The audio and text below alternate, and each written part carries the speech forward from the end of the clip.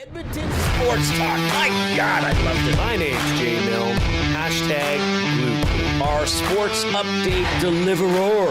The Coon. I'm Zachary Kubish, and you're up today. You know what, Reid? You might be honest. All right, here's what's going on in the nest.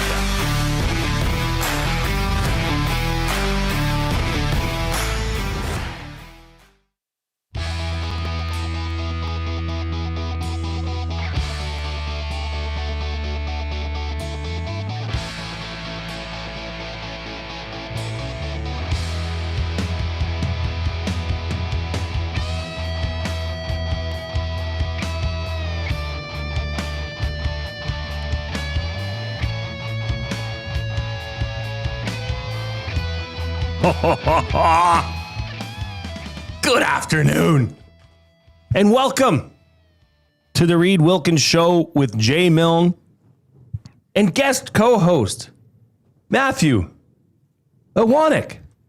Oh, my board's not on, Brendan. Number 4 needs to go up. And guest co-host Matthew Iwanyk. What's going on? I'm hearing a little hum from that, so I'm wondering. Oh, you should have that. Oh, I don't know. We'll have to look at it after. We'll have to look at it. I was going to put a cloud clapping noise for you, Matthew. The board doesn't want me here. So welcome. Our dearest Reidrick is off for the next 2 weeks. He's going to be partaking in a family wedding, fringing, amongst other things. So you're stuck with Matthew and I this week, and then Tommy Gazzola will be in with the next week. Most of next week. Most of next week. Thursday, there's going to be a switch. He's going to do the hangout. I'm going to do the show. Really? Yeah. So I get a reappearance from Matthew Iwanyk. Correct. Wow. Okay. This is great. I did not know that. That email is going to be coming out tomorrow. That's another Matthew email. Yeah. You sure like those emails, hey? Well, somebody's got to update everyone, and it's sure nice that no one reads my emails. I read your emails. Then why didn't you say who was on the oil stream today? Because I was in the shower. And You responded. I did.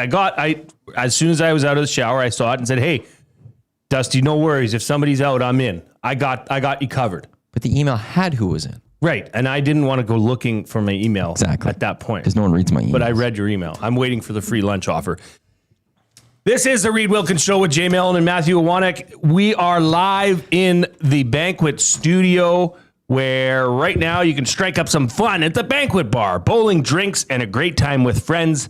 Get real, play hard at the banquet. You can listen to us on EdmontonSportsTalk.com, iHeartRadio, and TuneIn apps, or you can watch us live on YouTube, and we appreciate that. We appreciate you watching us. We appreciate you joining in the show. If you do want to, you can hit us up in the River Cree Resort and Casino inbox, where Tap 25 restaurant is 50% off the entire menu, available 7 days a week from 2 p.m.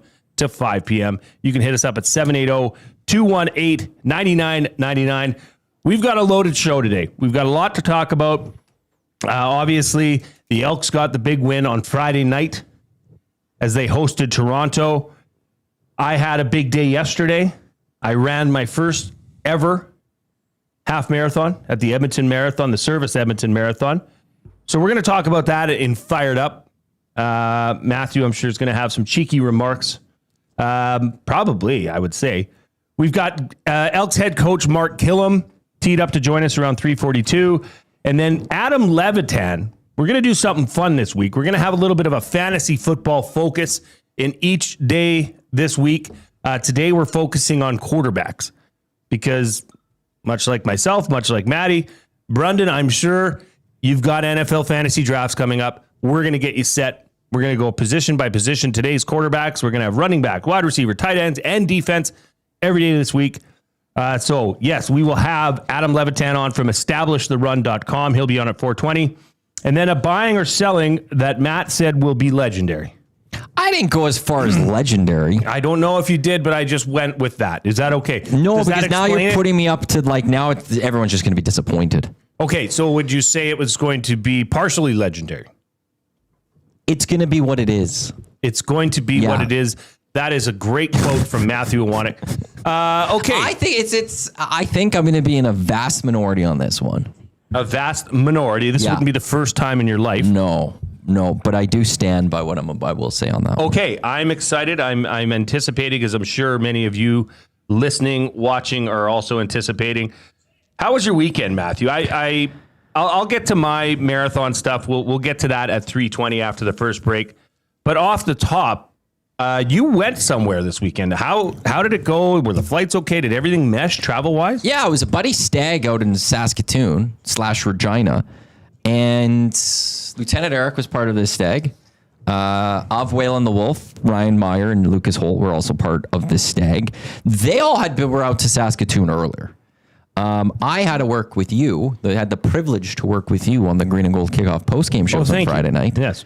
So I couldn't go on Friday. So I had an early morning. There was a perfect flight, 7 a.m. out to Saskatoon. We're going down to watch the Riders take on the Ticats at Mosaic Stadium. And that game kicked off at 1? At 1. Okay. So it was like, okay, they had to get going. And it was like, okay, the flight worked out perfect. As long as there's no delays, I'd get there and we can just get going. I had a propeller plane. A prop plane? Yeah, it was one of those ones. No way. So I got dropped off, went through security. It was like 2 minutes for security. Really? I even got pulled aside. I always get pulled aside. Well, I always had the backpack and like, we're going to do additional screening. I go, oh, okay, great. Even when Dusty, Eric, and I went to Vegas, I'm the one that got pulled aside, not those two. It was me. They grabbed my bag. They looked through it. I went through security all within like a span of 2 minutes. It was like one of the easiest securities I've ever gone through. Really? And it was fat. It was just so quick. I texted Gail. I was like, hey, I'm already through security. Like it was just beyond. And I got the extra level with it. So it was just great. Because when I was done with the added screening, there was no line. Like it was just literally put my backpack in this thing. It went through. I walked through and it was done. And I walked through Indigo. Do you think it's just because it's just a puddle jumper style? You know, how many people were on the plane? No, but this is full airport. Yeah, I guess it doesn't matter, right? It doesn't matter where you're going and all of that. So did they do the body scan? I had to just go through a normal metal detector. Okay. It was great. Okay. And then I walked to one end of the airport I never walked to. Mm-hmm. Then I went through Indigo. And then I sat there, read a book. Then I took a plane, landed in Saskatoon. Beer? No airport beer? I get you're by yourself. There was going to be a lot of beers to come. Okay. I knew that. And there was a drive to come. Okay. And I was worried about washroom breaks. I don't want to be that guy. You don't want to be the guy in the road trip. Like, yeah, I'm already like a couple drinks in. Like, can we stop quickly? Like, I'm the one joining late. So I did hold off on that. Got on the plane, easy flight, no Wi-Fi, but I kind of slept, listened to a Manchester United podcast. Landed, got a Starbucks. 2 girls ordered these weird things that took forever for me to finally order my thing, but I got my coffee. As soon as I went out, I texted Ryan. I'm like, hey, where are you guys? Like 3 minutes out. I was like, perfect. Got out. They showed up. Got into the bus. It was I sat there for like 3 minutes. Got on the bus and then we headed straight down to Regina. Made some stops along the way. Did you stop at Aylesbury? We stopped in Aylesbury. I was disappointed though. Why? So the story of Aylesbury is you take a picture and they throw it up on the thing. They took down the pictures. Oh no. They have some on the tables and they started digitizing them. But I couldn't go find my photo from past. Why would they do that? I don't know. I was very sad because I was so excited to like take an old picture of me. There's one I know for sure of myself, Eric, and Corey, who's the guy that we're actually celebrating stay with. I'm like, I want a picture of that. Oh man. But we got to the Mosaic. Watch it, great place. Have you been to Mosaic? Not the new one. I've been to Taylor Field. Okay. And I could tell the difference. Taylor Field is a much better football atmosphere to impact the game than Mosaic Stadium is. Really? It was dungy. It was just, you're right there. You're there to bring the noise. There was nothing else to it. Here, it is very much amenity central. But Taylor Field only had one side with the roof. You know, this new stadium has both sides. It doesn't matter, but it was just, there was like a college section that was right behind the visitors team that would really lay it into. Sure. That's all gone. Yeah. Even we're in the pill zone at the end zone. It's where the college kids go basically, but a lot of them are just chatting. They're just standing there chatting. Right. They're not really paying attention to the game. So it was a good atmosphere. It was a good crowd. Sold out. It was their first sellout of the season, and they're selling out the next one. So I don't want to take anything away from them. But if you compare Taylor Field to this one has great amenities, great concessions, easy to walk around, all that, amazing, great facility. But from a perspective of, can we bring the noise to help the riders type thing? And I will have something to say on that quickly here. But it's different. It's lesser. Okay. I did not wear any rider gear. I just want to make this clear. How could you? Everyone was wearing rider gear. I had a white hoodie, black shorts, and my green and gold EST hat on. Yeah, so you looked the part. I will not wear the colors of either. Like I won't go cheering the Ticats. I'm not going to be that guy. No, you're impartial. dick. You're just cheering for a good game. I'm just there to watch some football and enjoy the sold time out with people. crowd. In the sold out crowd, and I'm not going to wear colors that my shoes. They have a little bit of Ryder green on them, but I saw a picture. You did good. and I'm not going to wear Ryder. You didn't gear. wear red or something weird like that. Not going to do that, and I'm not going to wear Ryder gear though. Like I'm not going to wear a jersey. No, Everyone you else had a can't. jersey on. They're all Riders fans. I am not. Hey, my guy wouldn't be caught dead wearing another team's colors. I know that. Yeah, not a chance. So I didn't do that. And you're not going to go over the top and be like, oh, okay, I'm anti-Saskatchewan. I'm going to become a Hamilton Tiger Cats fan. That's ungodly. It's a dick move. That's terrible. Yeah. But then we drove back up to Saskatoon. I had this big dill burger, was called at some restaurant. It's loaded with dill. Big dill pickles, dill sauce, all this. It was a great spot because a dill burger. Big dill. It's just like overloaded dill. It was a great burger. This joint was awesome. There was also like our waitress was just smoking in the patio with us. With us? You were smoking? Well, I had a little cigar. Oh, a little cigarello. But like there was a smoker's pit. You can smoke in... I don't think you can, Jay. I don't believe you can. So we get to this place and there's just like a little smoker pit. Where was this? In Saskatoon? No, it's just on a the small way back? town just outside of Saskatoon. I forgot where it is. Was this Big Mers? Yes. Okay. You know Big Mers? Well, no, Eric told me he stopped there. Great food. It honestly is delicious. If there's a bar called Great Big Mers place. and it's not in a major city, you got to go there. So, but there was a little spot that some of the boys went to go smoke. And then the waitress came out. I thought she's like, oh, she's going to tell them like you can't smoke here. No, she lit up instead and she's having a smoke. Brilliant. And then at one point, she brought an ashtray to our table. Oh, what a just for lovely one of the lady. guys. And then I was like, well, I had a little bit of the cigar left. He started smoking there. But it was just, and then she just started smoking at the table with us. It was like, and I was thinking, I'm like, do they have the laws in place? What year is it? Are you allowed to smoke or not? Is this 2005? And I don't think you are. Well, hey, at Honest Mers, anything goes. Or Big Then we got Mers. back. There was something called Cruise Weekend, where a bunch of people just drive their cars down 8th Street or something like that. I don't know. Got back to the hotel with Ryan and we crashed. Okay. Because it was like 14 hours. Oh, yeah, big day. Long Like day. the stags usually start if you're going to start the day, even if it's going to start like noon or something, right? Yeah. I'm impressed that you We guys started made it- it down there and that you came back as still functioning enough to go for supper. Yeah. That's very well done. There was, we You started should like take 8 notes and for stuff. your stag. One day when that, ultimately happens. Oh, I wasn't finished with this part here. Yeah, no, so it was a great time. And then Ryan and I drove back.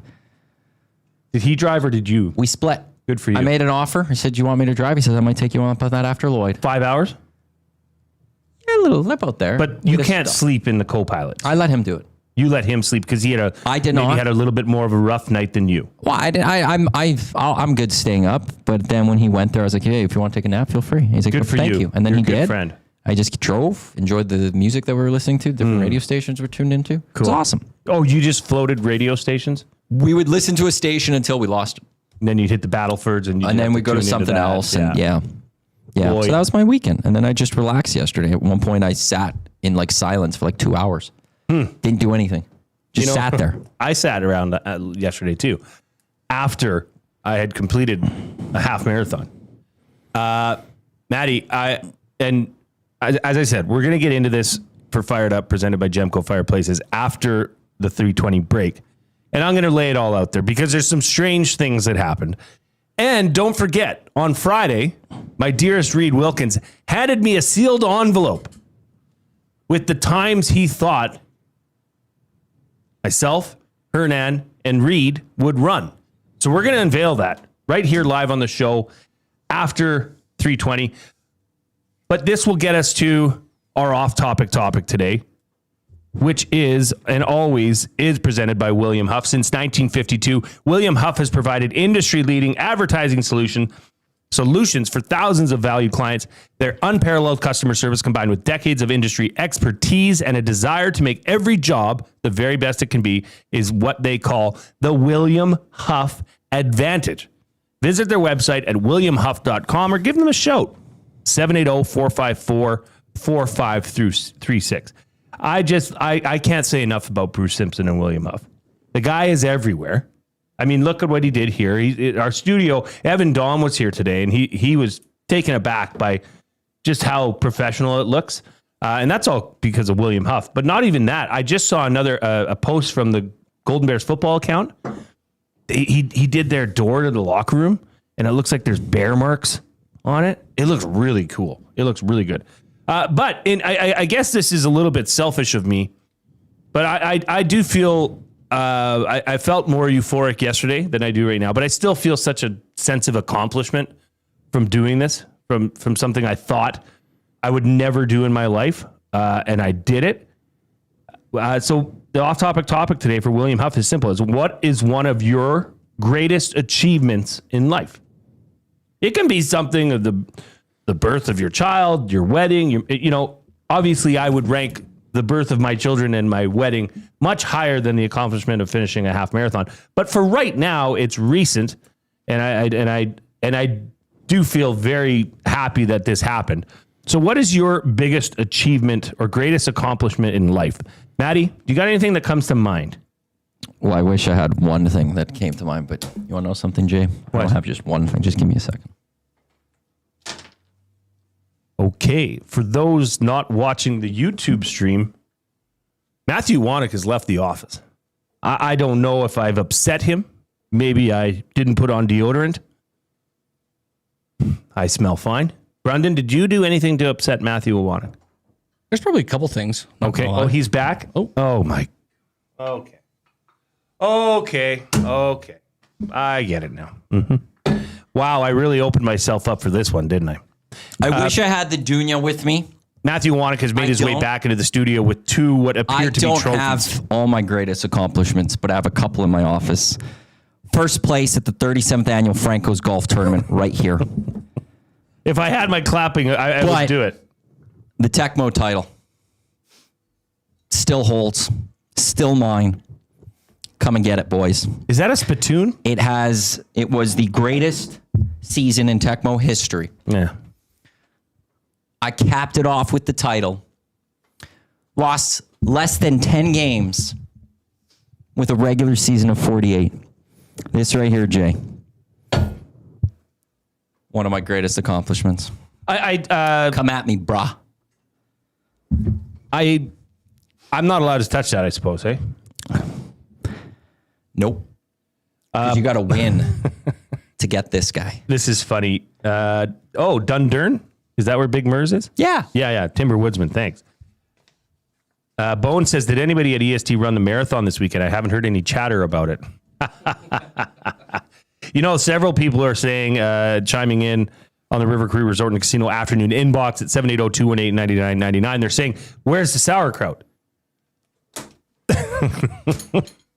Matthew has got up again and left the studio. Vincenzo Rota winning a high school football championship. Attaboy. That's good. Those are really good memories. I said this to my wife yesterday. I've never won a championship at a high level. There's the sauerkraut. Okay.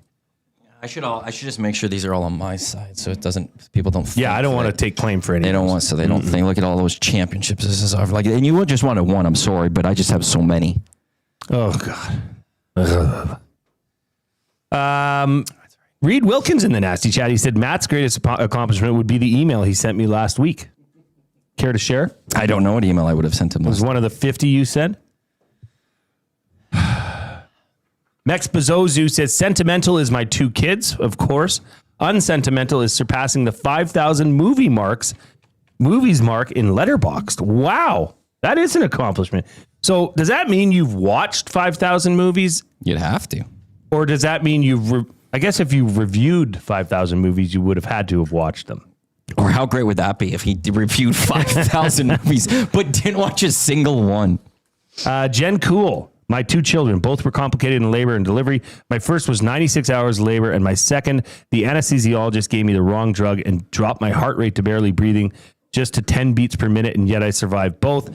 Jen, that is fantastic. Like, wow. I've been around an anesthesiologist when my wife was giving labor, and it's weird. It's you're pretty much, I don't know, you're cutting off the use of their legs for It's weird. And to have something happen like that, especially while you're in labor, wow. So good for you, Jen. That's awesome.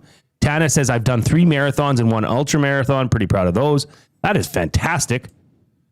Mex has said he's watched 5,290 movies to be exact. And Echoes Jigan says earning a black belt in Taekwondo. Ooh, that's fantastic. Keep them coming in. You can send them in. You can put them in the Nasty Chat. You can send them in to the River Cree Resort and Casino afternoon inbox at 780-218-99.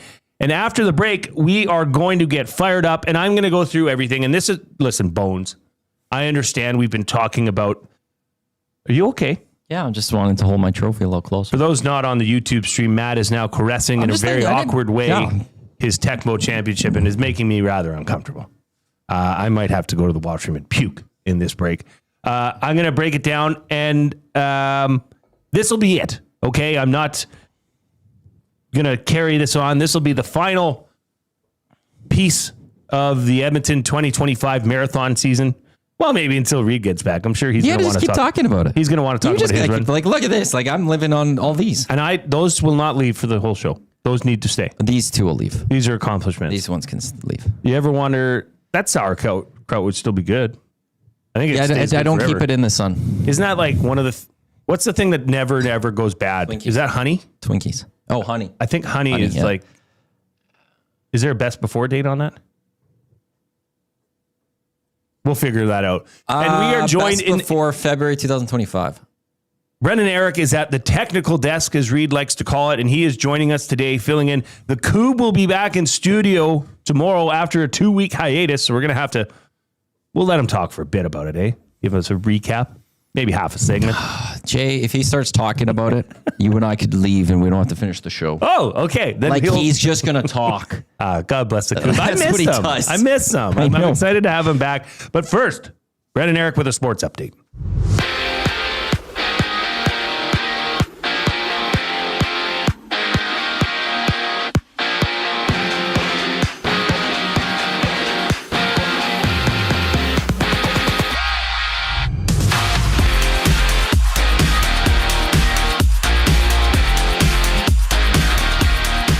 Dustin Krum is taking first-team reps under center for the Red Blacks. The Elks head east to Ottawa looking to stretch their win streak to 3 games Friday afternoon. After taking mostly first-team reps through training camp, Joe Flacco has been named Week 1 starter for the Browns. It will open up the season against the Bengals at home. The Raptors keep it in-house as they replace Masai Ujiri with Bobby Webster. Webster has been with the team since 2013 and served as general manager since 2017. He is now the team's top executive. Jays are in Pittsburgh. First pitch goes at 4:40. The Jays send Kevin Gausman to the bump. The Pirates counter with Paul Skeens. In trade deadline pickup, Shane Bieber toes the rubber for the first time as a Blue Jay on Friday when they face the Marlins.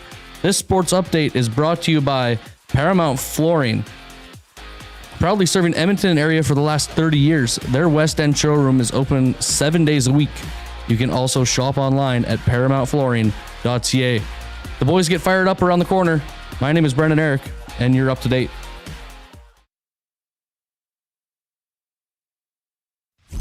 Two guys and a goalie. The Oilers as a top 5 blue line. Do you see that with this group? No, that to me is where analytics fall apart. Does the blue line do some good things? Yeah, they do some good things. Do they get some good production from the blue line? Yeah, they get some good production. But that's not because of the blue line. That's because of McDavid and Draisaitl and the forwards that drive the play. When this team loses, it's the blue line. Two guys and a goalie, presented by GS Construction. Tuesday and Thursday afternoons at noon, only on Edmonton Sports Talk. Your clear choice for Edmonton sports. Win a trip to Osheaga with the Banquet and Aperol. We're sending one lucky guest to Montreal with flights, hotel, and 2 tickets to one of Canada's hottest music festivals. Enter by July 26. Details in store or on the Banquet app. Get real. Play hard.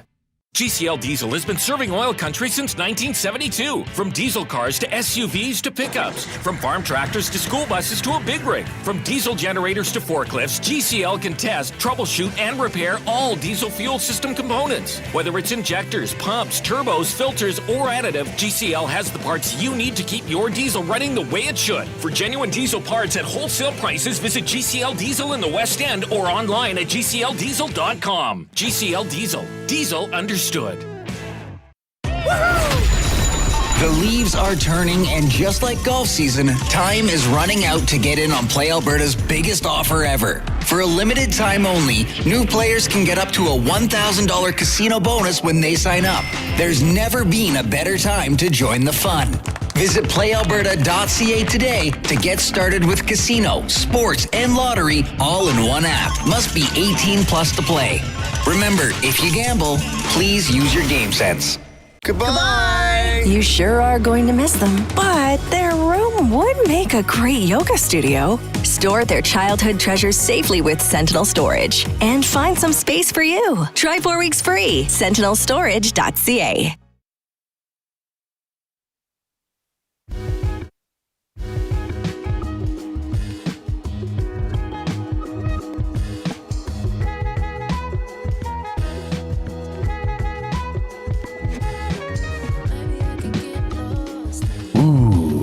We're here spinning a slow groove on Monday afternoon at Edmonton Sports Talk. Reminder that Edmonton Sports Talk is brought to you by Play Alberta, who is your home for online gaming excitement, featuring casino games, live dealer action, lottery, instants, and sports betting. Now with the new Play Alberta app, you can take the fun with you anywhere. Download the app or sign up today at playalberta.ca. Matthew Iwanyk joining us great accomplishment here in studio, filling in for Reid Wilkins, who's off for holidays for 2 weeks.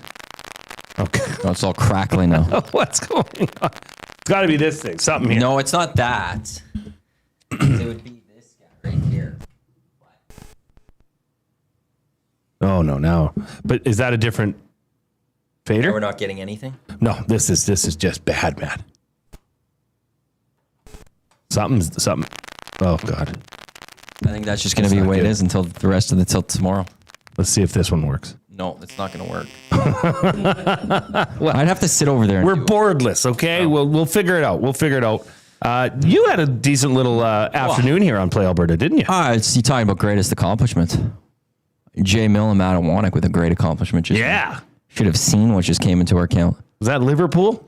Leeds United, Everton. Jay's like, we should put some money on this. Well, okay, let's just back it up. Okay. Let's back it up. Because then I don't want to eat up too much time with Fired Up. No, Matthew Iwanyk, he sits in his office. And when I'm working when Reid and I work, we sit face to face. We can talk, we can really dial in the show and spitball ideas back and forth. Matthew Iwanyk refuses to do any of that when Reid is away. That is so untrue. So he says, I'm too busy. You can come into my office. I made the offer. You can come to my office. And then he expects me to work on a love seat. I can't work on a love seat. It's your love seat. I know, but it's not meant for me to work on. So what did I do? Well, I moved myself in. I've moved into Matthew Iwanyk's office for the week. I brought a little card table. I brought a folding chair. And now I'm set up in his office where he always has his TV on. And we just happen to watch a live, Monday Night Football? Monday Night Football overseas. It's Leeds United home to Everton. Leeds United home to Everton. And it was 0-0 in about the 70-something minute. And I said, man, what's the live odds on Play Alberta? And it's crazy. A tie was plus 2 something. Well, a tie was minus 222. Minus 2. Yeah, that's right. Leeds was plus 400 and Everton was plus 500. And you thought, said we should put some money on this. I didn't know who. So you said Leeds. You said Leeds. I said Leeds. You picked Leeds. Yeah, this was you. I was following your lead. So Matty went ahead. No pun intended. And I put a bet down. He put a bet down, and sure enough, it cashed. 2 minutes later, there's a penalty. Yes. What would you call that? A handball. Handball. Leads to a penalty kick. They go to the spot. 1-0. 1-0. Winner. Chicken Ends dinner. 1-0. You're welcome. Thank you, Jay. You're welcome. I'll split my winnings with you in a way. Thank you. You can buy me a coffee. I don't know if I can. Maybe a donut. Maybe a small coffee. I took 60 cents, put it on there, won $3. That's good. That's responsible. It's a win. And Matt, it's a win. Matt, I'm fired up for you. I'm fired up for me. Fired Up is brought to you by Gemco Fireplaces, who have been proudly serving Edmonton and area for 45 years and are the authorized dealer for Napoleon Fireplaces. Whether it's gas or wood burning, look no further than Canadian-made Napoleon Fireplaces. All the Napoleon products you need are available at Gemco, 9281 50th Street. Well, Matthew, it's my time to talk here. As you should. It's time for you to gloat a little. Oh, gloat. I wouldn't say I would gloat. You accomplished a half marathon. I did it. My time was 2 minutes and 2 hours, 22 minutes, 46 seconds. My goal was to run it in 2:30. So I beat my goal. I achieved that, of which I am very happy about. I ran a good race. So when you, and I'll get to Reid's predictions here in a minute. I've got them in my hands here. When you show up there, my wife dropped me off at about 7:15. You go there and you kind of get into the queue, which is this large staging area prior to the start finish line. And I was actually kind of close to the front, but 3,800 people lined up in there. It's tight quarters. But I found what was called a race bunny. And I found out about these from Reid, and I was super excited because then somebody could help me set a pace and control my running so I didn't come out too hot, didn't start too slow. So I went and I found this guy, Robert. Beautiful man. He's a late 60s pace bunny. He had bunny ears on, and they have a big sign on a stick that says, okay, if you want to run 2:30, you come stick with me. So there was two options. There was a 2:30 straight, or there was a 2:30 with a run for 10 minute, walk for 1 minute. So Robert was a 10 minute, 1 minute pace bunny. So I went up to him and I said, hey, I need your advice. I don't know what I should do. Should I do the 2:30 straight, or should I do the 2:30 with 10 and 1s? So he asked me a few questions about my training. And I had walked at times during my training. So he said, Jay, run with us. It's going to change your life. It's going to change the way you race forever. And I think he's right. I ran a very controlled race. I crossed the finish line. I was not breathing heavy whatsoever. And actually, we got we came back onto Jasper Ave, and there was 2 of us in our bunny group. It started with like 10. It ended with 4. There was 2 of us that said, we want to push it for Jasper. One of them was me. And so we started pushing it, and I ran it. And guess who I see on 119th Street? My buddy Reid Wilkins. Gave him a big high five. He gave me some great moral support. I really appreciated that. And I just ran.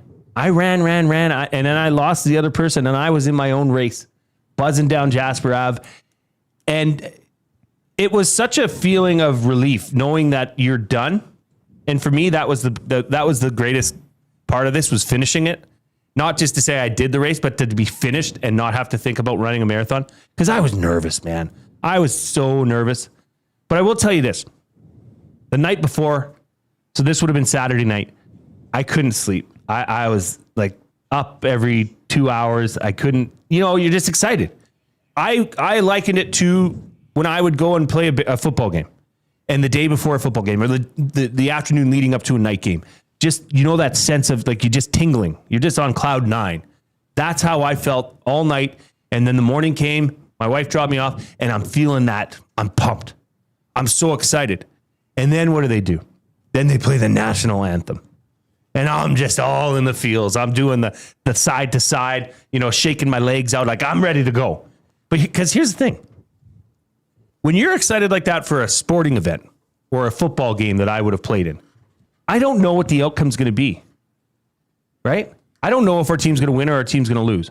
But that was the best part about this, because I was so excited. But it's like playing a game where the outcome's going to be a win. It was a beautiful feeling. And then, to finish the race with strength, with pace. I ran the fastest pace I'd run throughout my training. I had a 6:45 pace so 6 minute and 45 second kilometer. That was my pace. And then to get across the line and see my beautiful wife and my 3 daughters. I don't want to get emotional. But you are. I am. That was really cool. That was something I'll never forget. And you can throw that picture up, Brendan, if you got it there. They made signs for me. Go Cheering Blue Guy. on. Yeah, it was everything Reid said leading up to this race happened. And the feeling before was that you're in a group of people that are all doing the same thing and achieving the same goal happened. And it's such a unique, euphoric feeling that as soon as I was done that, I knew I have to do this again. I have to do this next year, because the feeling of accomplishment from it is just it just envelops your body. It takes you over for the time being.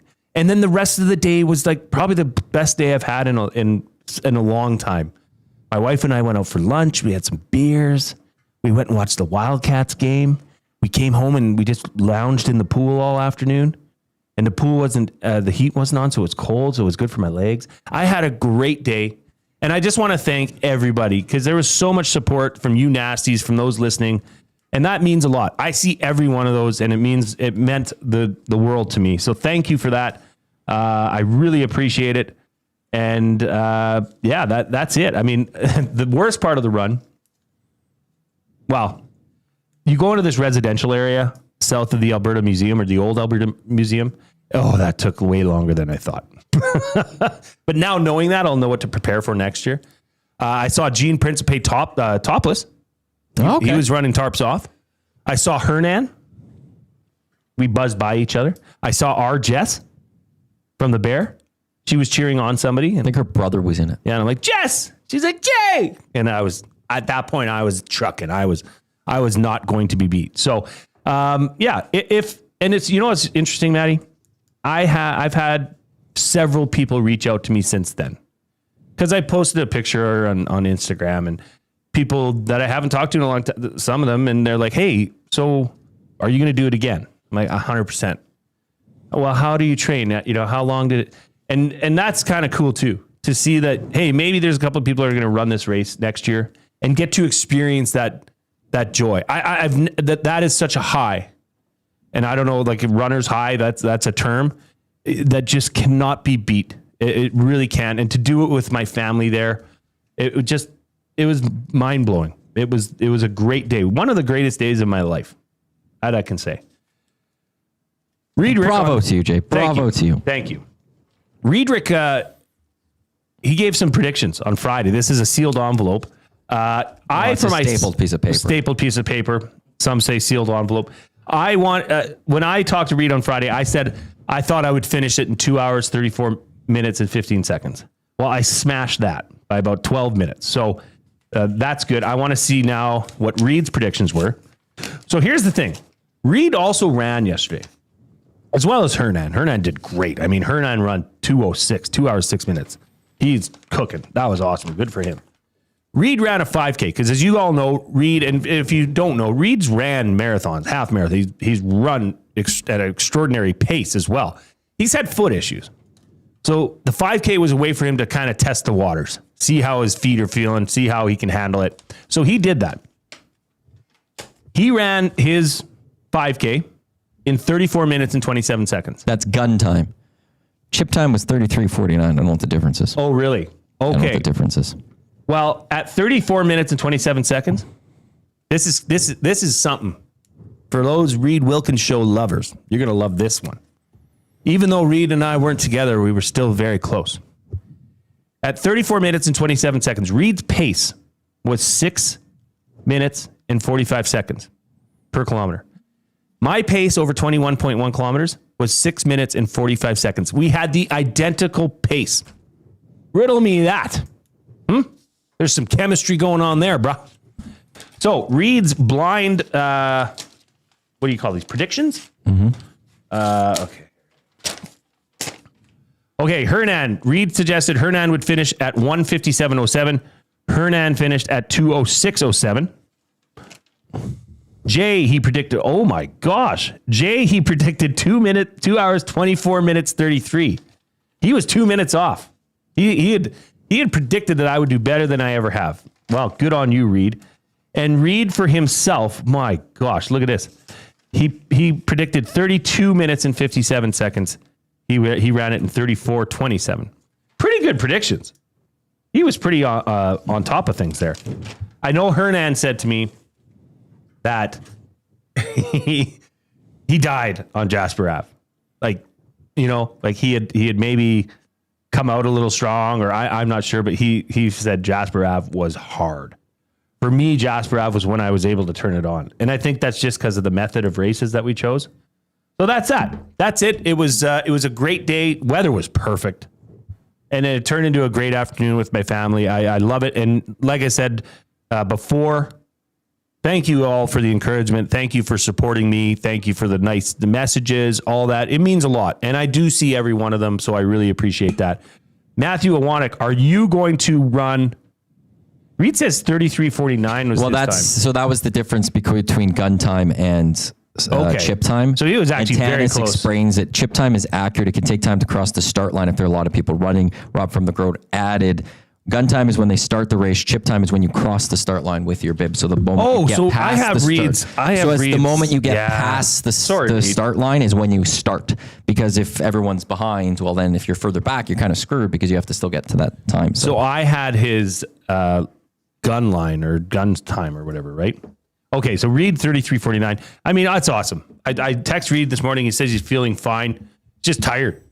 So as long as the puppies are good, that's good. Are you going to run at any time? Would you do it?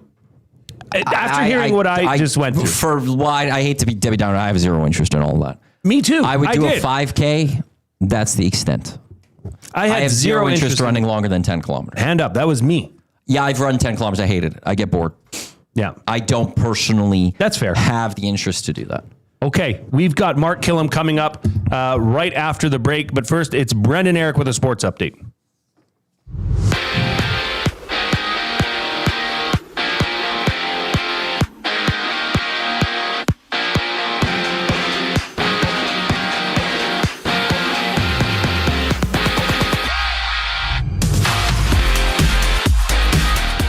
Dustin Kllum is taking first team reps under center for the Red Blacks. The Elks head east to Ottawa, looking to stretch their win streak to 3 games Friday afternoon. After taking mostly first team reps through training camp, Joe Flacco has been named Week 1 starter for the Browns. They will open up the season against the Bengals at home. The Raptors keep it in-house as they replace Masai Ujiri with Bobby Webster.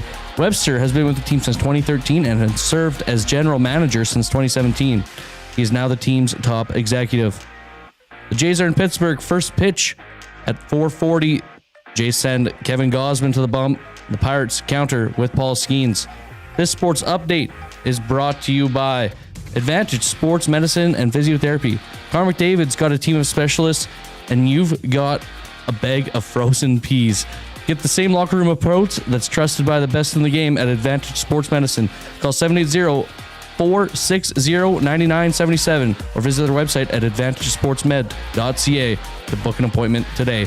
Mark Kllum after the break. I'm Brendan Eric, and you're up to date.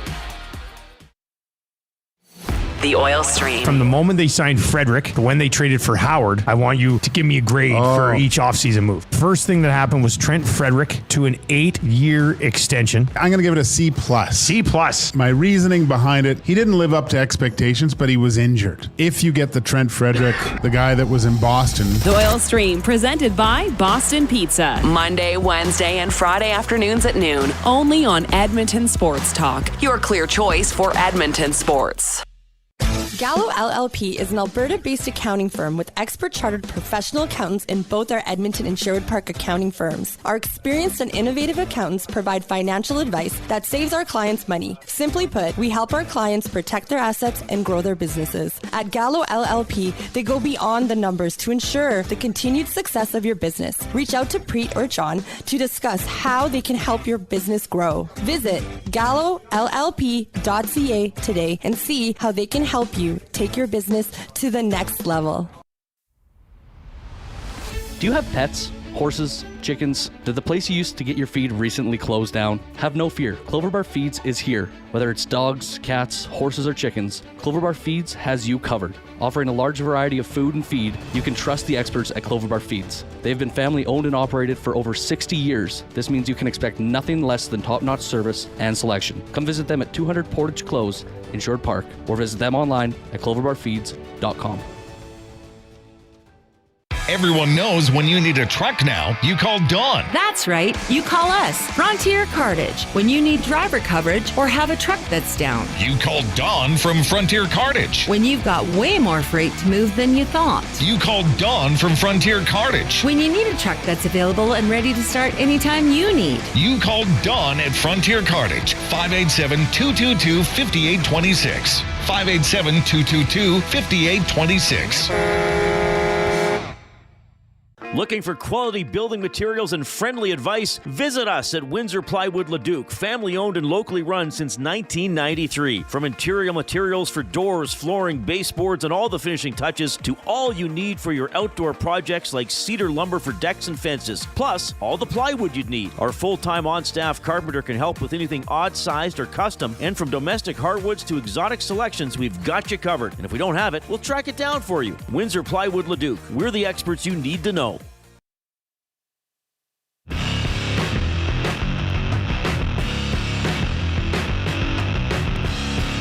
Welcome back to the Reid Wilkins Show with Jay Milne and guest host Matthew Iwanyk. We're going to get right to our next guest, Elks head coach Mark Kllum, who's joining us here on the Reid Wilkins Show. This is brought to you. This is a weekly connection for Connect Belts. That's KNKT Belts. It's time to simplify your life with Connect Belts. More than a good-looking belt, Connect offers a high-quality, no-holes belt. Whether you're on the course, in the office, or anywhere life takes you, Connect is the perfect fit belt you need to feel good. Get a Connect belt and support a 100% Canadian-owned company, owned and operated by U of A alumni. Scan the QR code, which you can see on the screen, for a special EST 20% discount. And with that, we bring in Elks head coach Mark Kllum. Mark, how you doing today? Sorry, I think we had you on mute there. How you doing? Can you hear me now? We got you. I'm doing good. Thanks for having me.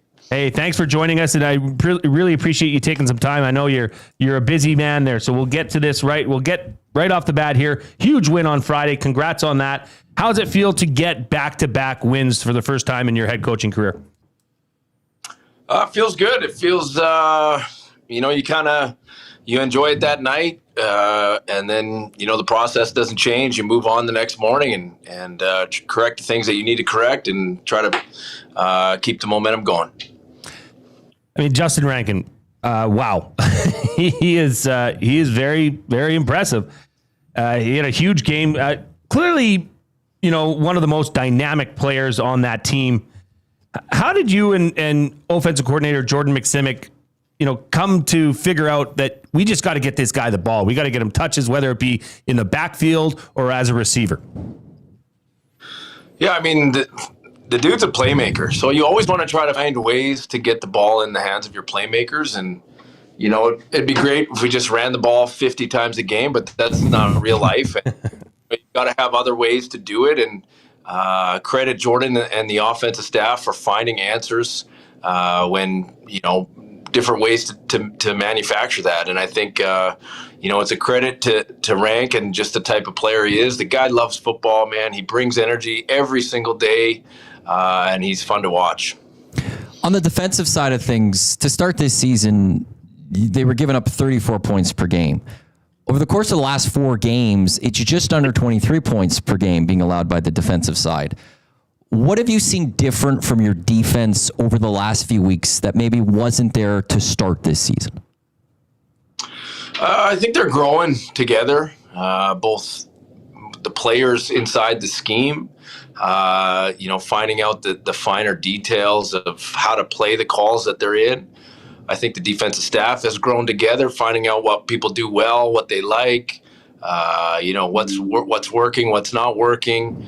So I really think it's a group effort with all of those guys. I mean, I think the disguises are getting better on the back end because the back end's getting better, which makes the front end get better as well. We're getting closer to the quarterback and affecting it that way. So, I mean, they're always linked together, the defense, and I think, just they're evolving and growing, and it's good to see. Your kicker, Vincent Blanchard, a rough start to the season, and then he's been outstanding since. But, this past weekend, he goes 4 from 6 for field goals, misses a long kick in a 50-yarder, but then also makes a 51-yarder. I know Blace's issue, the close one, but, 4 of 6, a young kicker who's still learning and needing to grow. How do you make sure a game where he still makes 4 field goals but misses 2, that doesn't impact his confidence? Yeah, and part of it is Vin as a man growing through that. Kicker's a unique position because when you make it, it's just assumed, but when you fail, everyone sees. And you have to be able to move on from that. And I think, spending all those years with Renee down on the red team, I mean, he had the best ability to just be next kick all the time. No matter what was going on, it was always next kick. And, we've tried to build that into Vin, and Vin is growing and learning. And, I do want to give Vin credit. He punted the entire game, and, he stepped in the week before and did that. And, the first one he missed, I thought he hit it really well. I mean, it was kind of at the range of where we were into the wind, but, it was right before half, and offense made a couple plays to get us down there. So for sure, we're going to go for it. And then I didn't hit the other one well, but he did respond with a 51-yarder, like you said. So I think, part of it is Vin knows how we feel about him here. The entire football team is behind him because he's also outstanding on kickoffs. If you haven't noticed, he's very good, and he's just going to grow as a young guy and only continue to get better. Elks head coach Mark Kllum joining us here on the Reid Wilkins Show on Edmonton Sports Talk. Cody Fajardo has been incredible since taking the reins at the quarterback position. Do you think that there's a relation or a correlation, and between his moxie, his poise, is that rubbing off on the team and providing confidence throughout the locker room? I think it's pretty obvious that it is. I think, and that's not a shot to anybody else, but, Cody is a veteran. Cody was the MOP of the Grey Cup 2 years ago. Cody has been there, done that. And, he give credit to him. He was supporting everybody when he first came. And now that when he became the starting quarterback and he was out in front, he let his personality shine. He let his leadership shine a little bit more. And I think the entire football team has responded to that. I think, our team is playing better because it believes it can make plays late, and it has made plays late to win games, and that's on all three sides of the ball. But definitely, as an offense, when we got that takeaway in the game, we were kind of bending. In the third quarter, we were on our heels.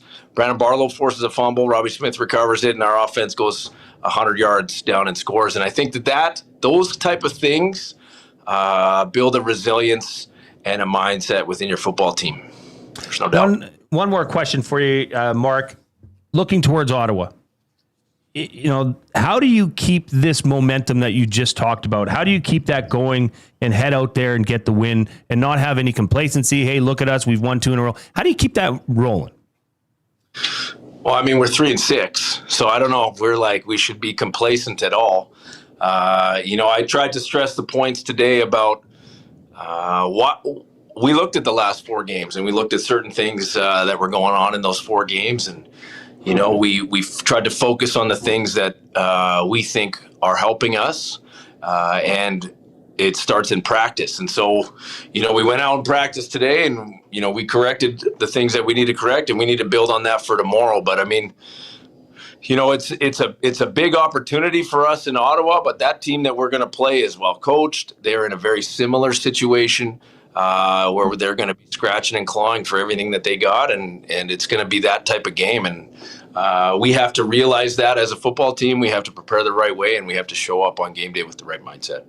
Mark, I'm sorry, I lied to you. I have one more quick question for you, okay? Sure. Marathons? You a marathon guy, half marathon guy? You ever done any of that? I heard you ran a marathon or something like that. Did you run one? A full one? Yeah, half marathon, Mark. You wouldn't believe it. Wow. Good. That's actually incredible. Good for you. So you're a no marathon guy. You're not interested. Dude, I have not actually, the self-care is so low on my priority list right now as far as fitness. I came into the season in great shape, but yep. Now, does the hamstring injury have anything to do with that? Yeah, hamstring, now my back. I mean, I don't know. I'm in this office a lot of the day. So this is actually on my stand-up desk. So that's my exercise right there. Okay, keep at it. Baby steps, okay? Baby steps. Hey, thank you so much for taking time out of your day. We really appreciate it. Go get that W on Friday night. Best of luck Friday. Thanks, Mark. Thank you. Appreciate it, guys. That was Elks head coach Mark Kllum joining us for the weekly connection presented by Connect Belts. That's KNKT Belts. You can check them out online. They're on Instagram, KNKT Belts, as well as Twitter. Maddie, takeaways from that. The biggest, the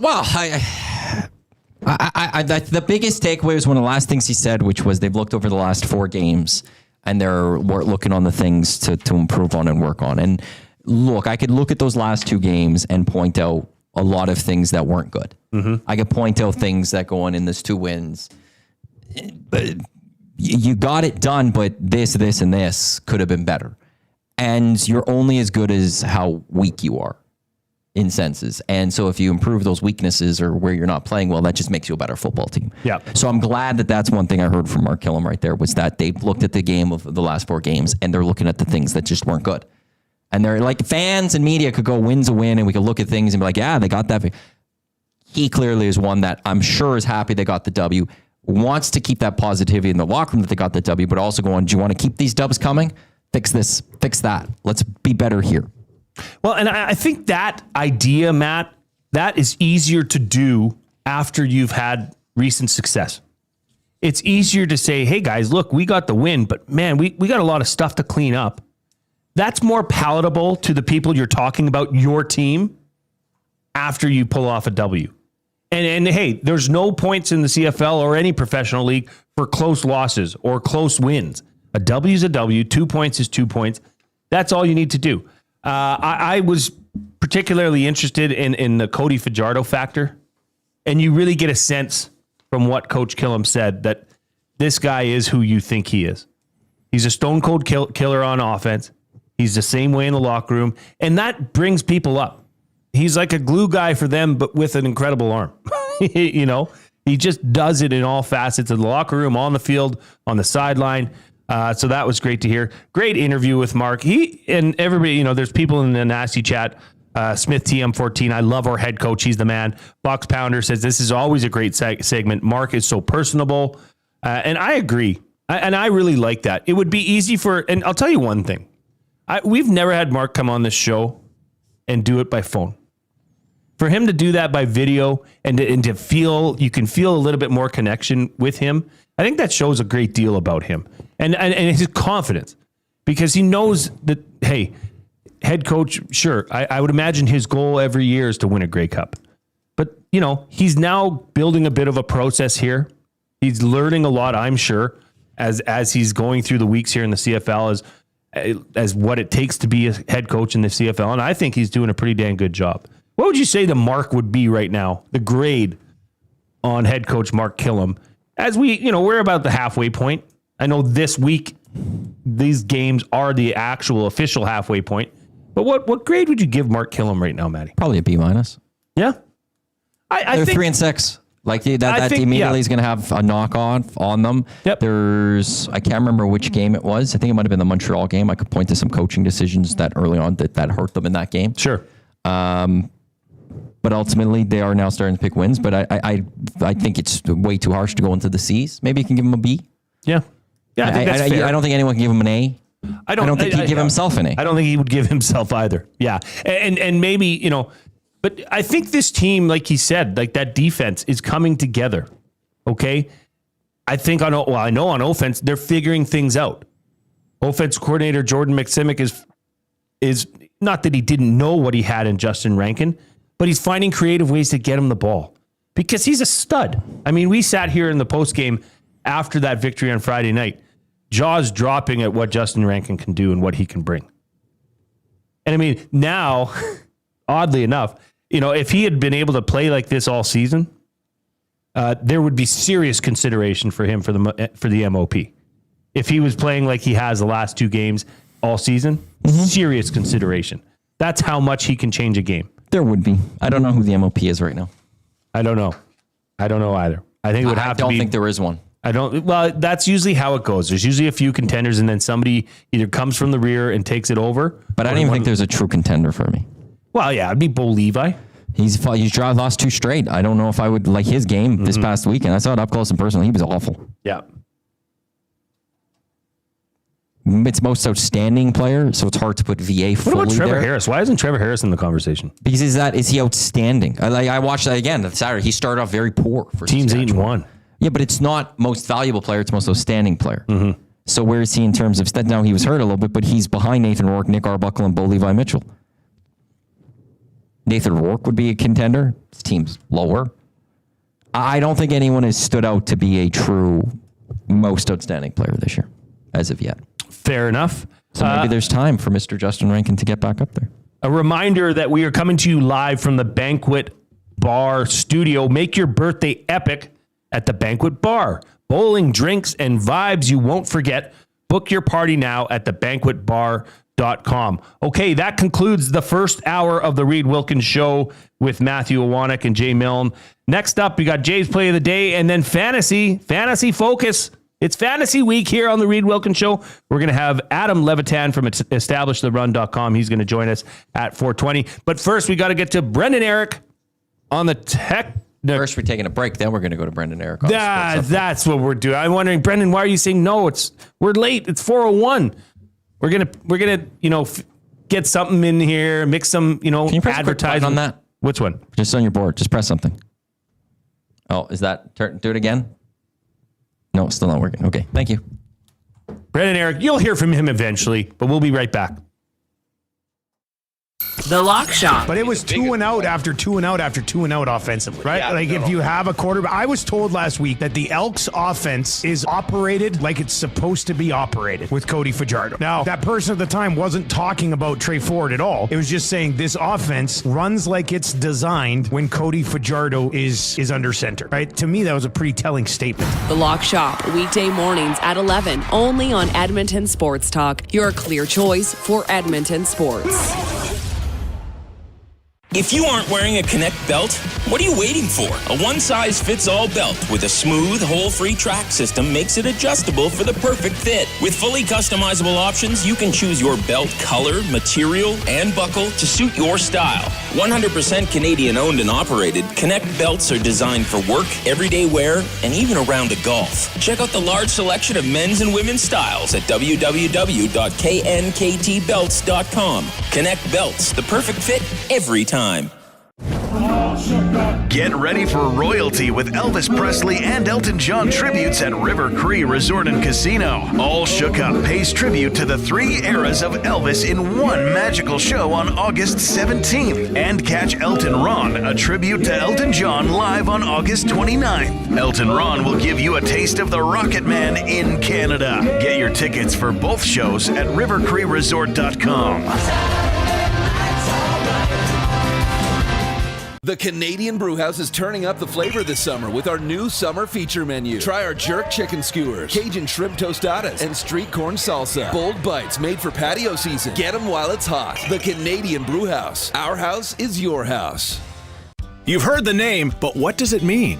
For over 66 years, William Huff Advertising has supplied signage from screen printing to digital to LED with design, production, and install in-house. It's a one-stop shop for all your signage needs. Edmonton owned and operated, William Huff has been trusted by the biggest companies and teams in the City of Champions and many others across the country to do the job. If you're looking for a way to get the word out about your company or event, they are the answer. Go to www.williamhuff.com. Their results speak for themselves.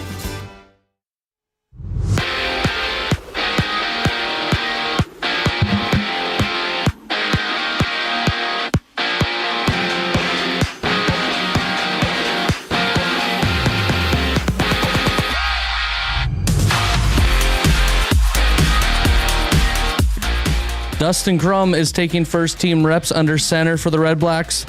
The Elks head east to Ottawa, looking to stretch their win streak to 3 games Friday afternoon.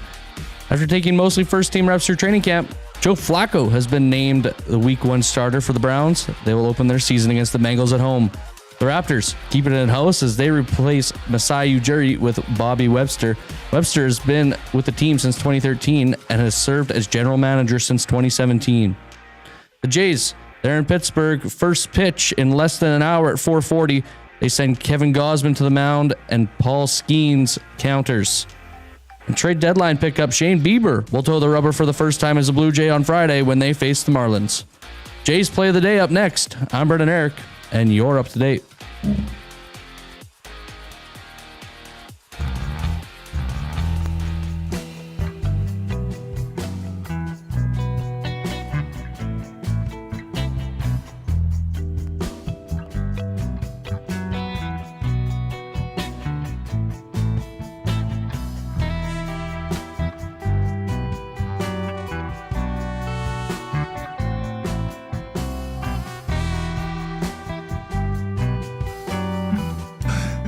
Welcome back to the Reid Wilkins Show with Jay Milne and guest host Matthew Iwanyk. Dun, da, da, da. We got it. Good job, Matthew. What did you do? I don't know. One of the things was like the somebody like muted it or something. Somebody muted it or like something. That where the knob is green was white, and it shouldn't be white. I did, yeah. So somebody did something to that. We need a green knob, not a white knob. And I don't like when people mess with our stuff. Maddie is very particular about that. I wouldn't touch any. So I don't know who to blame for that one. It is time for, hey, Brendan, do you have the Jays Play of the Day song? We're going to see. I like that answer. That's not it. That's not it. Brendan Eric, I mean, what a guy, hey? He's doing a great job. Comes in here. Well, like, it's not easy to come in and just do this stuff without any, like, it's been a while. You're going to always have a little bit of stumbles. Well, I have seen him more recently than you because he was here when Taylor and I did the green and gold. But even then, it's a smaller level of what he has to do than this show. Right. Like, that show is a lot more simpler than having to do our afternoon shows. Our afternoons are very difficult here. And so to come in, it's not easy, and he's been doing a great job. Hey, Brennan, do you know that Matt was quite jealous of that day? Because we had Chinese, right? Yeah. Oh, yeah, we did. You got the song? It's Jay. It's Play. He's Jay. It's today. It's Jay's Play of the Day. It's Jay's Play of the Day. Jay's Play of the Day. Jay's Play of the Day is brought to you by Play Alberta. It's time to turn up the fun with the all-new Play Alberta app, your digital destination for casino, live dealers, lottery instants, and, of course, sports betting. Maddie, what are the bonus codes right now? We got deposit 5 or more. And YG50, deposit 5 or more, get a $50 free sports bet. EST Sports, deposit 20 or more and get a $50 free sports bet. Play Alberta, playalberta.ca. Although after I took them for those $3 today, I don't know if they're going to be able to handle that one. Maybe you should parlay that into Jay's Play of the Day. Matt Iwanyk has used his YEG50. I've been holding on to that one and put it on Jay's Play of the Day. Did you? Yeah. You went all in on Jay's Play of the Day. I did. I appreciate that. So head on over to playalberta.ca, click on sports, click on ESC specials, and you'll see Jay's Play of the Day. Now, this befuddled me. Is that the right word? Mm-hmm. The Edmonton Elks were underdogs as this opened up. The lines this week for CFL lines on playalberta.ca were underdogs going out to Ottawa. I don't know why. I have no idea why. So I do. I went and I said, Play Alberta, boost these odds, baby. Give it to me. Give it to me. Give me the biggest boost you can give me, and they did. So right now it's simple. Elks money line winners on Friday night. That was boosted to plus 115. I would think by the end of this week, the Elks will be favorites. It started as minus 1.5 for Ottawa. It's now minus 1. It's virtually a toss-up at this point. Ottawa's minus 128 on the money line, minus 104 on the money line without Jay's Play of the Day. So head on over, playalberta.ca. If you think the Elks are going to win, you got to ride with this Play of the Day. And in fact, in the EST specials, there's another really good one that I'm also going to dabble in. That's Winnipeg to beat Montreal. Is Davis Alexander nearing return? The Montreal, they did not practice today. The first report tomorrow, so we don't know. He was on a 6 game, and this I think everyone's at the time it was like around Labor Day. It's probably about the 3rd game, so no, he's still got a few more games on this stint. But you can pull somebody off the 6 game. You can do it earlier, but when he got hurt, he even said, "Right, I'm gone for a while." I don't think anyone's expecting that one anytime soon. Oh, Dalton Schoen was practicing for the Bombers though. If Montreal is rolling with Cameron Dukes, this is a great one because it's Winnipeg Blue Bombers and Elks both to win money line. That's the early bird bet. That's at plus 186. So if you got a hankering for that, you might want to jump on all over that one as well, which I'm doing as we speak. That's a good one. The Elks are underdogs for 2 reasons. One, they have to go on the road, so immediately the road team does get a little bit of a favoritism there. And 2, that Ottawa has actually looked pretty decent lately. And they almost made the comeback. Well, they made a comeback with Dustin Crum against Winnipeg. It wasn't Drew Brown and then Dustin Crum finished it up. Dustin Crum came in and he got it. Like, he was putting up the points. So I could see why that starts this week with Ottawa. as the favorite. Yeah, but I do just believe that by the end of this week, it will be shifting the other way. Dustin Crum does not put fear into me at all. It doesn't have to put fear into you, but he came back and he rallied the Ottawa Red Blacks to put up 17 straight points to tie that football game. Yeah, and I mean, but Edmonton did take care of Ottawa earlier on in the season, and that was without Cody Fajardo. I think Cody Fajardo is going to slice and dice this defense. I think this is going to be another. Friday's game turned into a bit of a nail biter. It didn't have to, but it did. I think now this is a game. This is not a statement game for them, for the Elks, that is. But I think it's an opportunity to lay the boots to somebody that is willing to receive it. And I don't think Ottawa's a team that's willing to receive it. We haven't really seen I don't think they'll have a choice. They're a scrappy team that comes back. I'm bullish right now. And I'm with you on them winning. I'm not bullish at all to say that Ottawa is a team that's just going to get smoked. Against Edmonton, where Edmonton played very well, they came back. Against Winnipeg last week, they came back. Against Toronto 2 weeks ago, they came back down 22-1. This Red Blacks team is scrappy at the very least. Sure. But we can both agree that Edmonton is improving. Fair? Yeah. Have they improved since their first encounter? Yes. And has Ottawa? Yes. You think so? Absolutely. With Drew Brown? But again, the comeback last week with Winnipeg was with Dustin Crum, not Drew Brown. Yeah, and I think they're going to Crum Bo. And that's fair. I respect that. But, he's a guy that has produced some big games in the past. And if they need to open things up down, I think they'll push this. If the Elks were minus 5.5, I wouldn't like the Elks to cover that. I think Ottawa could keep this within a one-score game, like a field goal type thing. You can have your say on the afternoon inbox, which is brought to you by the River Cree Resort and Casino, where Tap 25 Restaurant has $18.99 prime rib specials. That's right, $18.99. Available 7 days a week from 11:30 a.m. to 11 p.m. Available for dine-in and takeout, not available on show nights. Matthew Iwanyk, do you want to go to the River Cree Resort and Casino immediately after the show for prime rib with me? I will. You will? Let's go. You would? Yeah. I got to check with my wife. Oh. I'm just used to you saying no. I'm used to you saying, I don't want to hang out with you after hours. I don't want to be seen with you in public after hours. Yeah, because now because I don't like being hurt like this. I did not expect. I know how this is. In the past, I would say I know when I say yes, people then like, oh, I can't. I would be down for that, but no, I would see with my wife. Yeah, okay, cool. Thanks for the offer. Honda taking down a pig. This is why I say no, so I can't open myself up for you to pull the rug from under me. Matt, you caught me off guard. I was expecting you to be like, no, why would I want to hang out with you, loser? One, I get to hang out with you, which is a lot of fun. And two, we get to go to River Cree and have some great food. And we could probably dabble on the... I might have to make a call. No, it's over now. So the offer is now... You've hurt me. I've hurt you? Yeah. I'm sorry. I didn't mean to, man. Then why'd you make the offer? Because I was actually trying to prepare myself for letdown. No, but you wouldn't have, because you knew you wanted to know.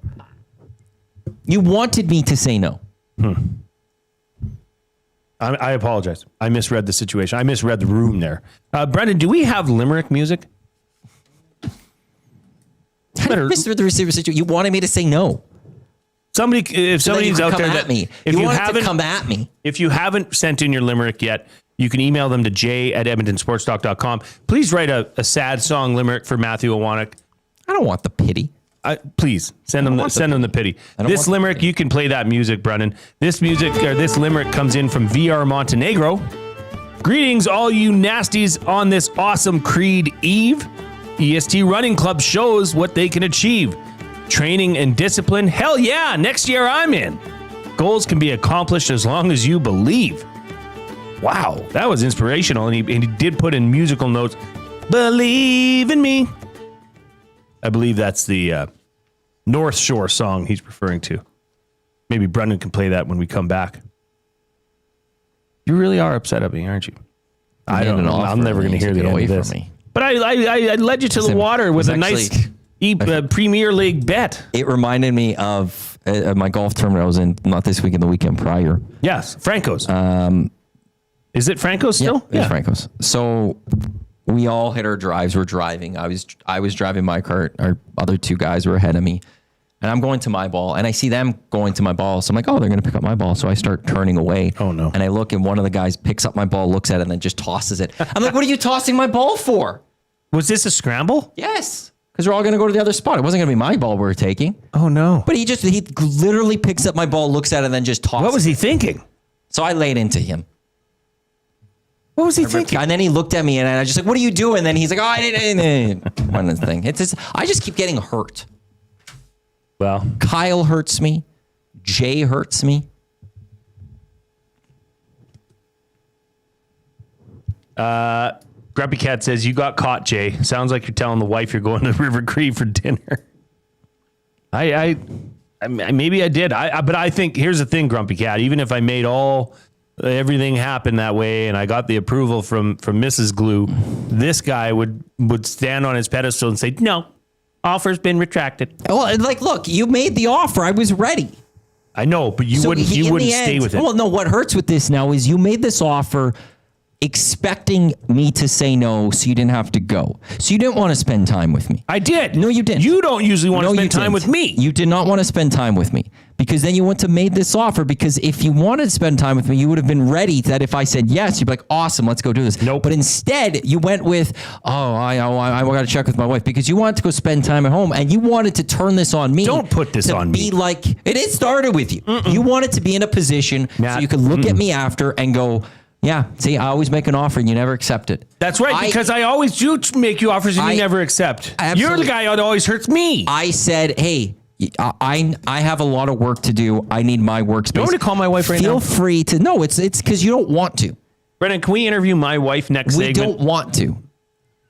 You don't want to be with me. The one after? Yeah, we do have a guest next time. See, my guest, the guest I booked, he's now trying to cancel just now. Oh my gosh. Everything I do, like I made the come sit me in my office and all day. No. Do you ever order prime rib? If you go to a steakhouse, will you order the prime rib? I did prime rib during Green and Gold last year a number of times. With you. Yes, because it was on special though. So? But I mean, it's on special here. Okay, so Sally's Sports Bar and Lounge is not necessarily a steakhouse. It's a great place to go watch sporting events. But, you know, I'm talking a steakhouse, Matthew. Like one of those fine ones that have dimly lit tables and candles and checkerboard tablecloths. No? What do you get? Just a steak. What's your go-to steak? Oh, I just a New York strip. New York strip, huh? I don't like spending, like, I don't want to go. Right, you're not gonna spend the big bucks on a big bucks. Big bucks on a ribeye. I can't do that. Brendan, what's your go-to cut of meat, fine sir? Don't matter, man. Just give it to me as long as it's cooked. Cooked is the key word. Oh no, you're not one of those freaks that overcooks their steaks. I am not well done. Okay, but like just the hint, like the smallest hint of pink in there. Really? Yep. Like medium well is what I go. I'm not pink shaming you. I won't do that. But the people that will cook it like cooked, I just don't get it. That's my dad. Really? And I grew up on well done. I just called your dad Roman a freak. Yeah. I will eat well done steak. Sorry, I have no Roman. problem with well done steak. But my dad, it's one like put it on when it's burnt to cook it some more. Really? Yes. See, but I like it nice and red on the inside, but if you burnt the outside of it and charred it, it wouldn't hurt my feelings. So I just eat steak. Yeah. I had steak last night. Give me blue rare to well done. Put it in front of me. I will eat it. I will enjoy it. Okay, blue rare. Yes. Put it in front of me. Have you ever had Chicago style? I think it's like blue rare, but if I'm not mistaken, they burn the you-know-what out of the outside in butter. Chicago style. I'd have to look into that. See, blue rare, though, like that is delicious. And off. I would not be able to have a steak with the inside still cool. The temperature. I could temperature. I can eat it cool. I could eat it hot. I could just eat steak. Send us in your favorite cuts of meat. I was want to excited know for prime rib for a second there, but now that's gone. God. I'll make the call, bro. No. But you would make me make the call and then you'd back out. No, if you made the call, I'd still go do it with you. But it would feel bad. Like I would feel like now I'm then taking you away from you want to go do. You're only coming out of guilt. So we're not going to have a good time. We will continue this after our fine guest who's coming up next, Adam Levitan with EstablishTheRun.com. We're kicking off Fantasy Focus Week. We're going to talk some quarterbacks. But first, Brennan Eric.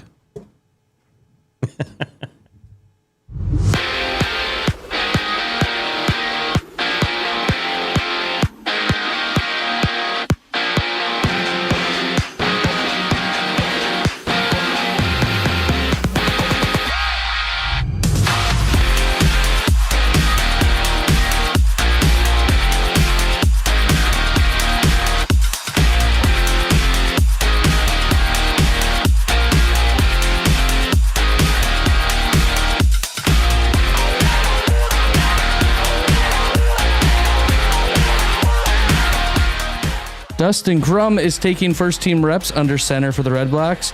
The Elks head east to Ottawa, looking to stretch their win streak to 3 games Friday afternoon. After taking mostly first-team reps throughout training camp, Joe Flacco has been named Week 1 starter for the Browns. They will open up the season against the Bengals at home. The Raptors keep it in-house as they replace Masai Ujiri with Bobby Webster. Webster has been with the team since 2013 and has served as general manager since 2017. The Jays are in Pittsburgh.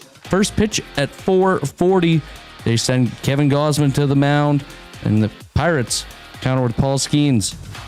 This sports update is brought to you by Windsor Plywood Leduc, locally owned and operated, serving Leduc and surrounding areas since '93.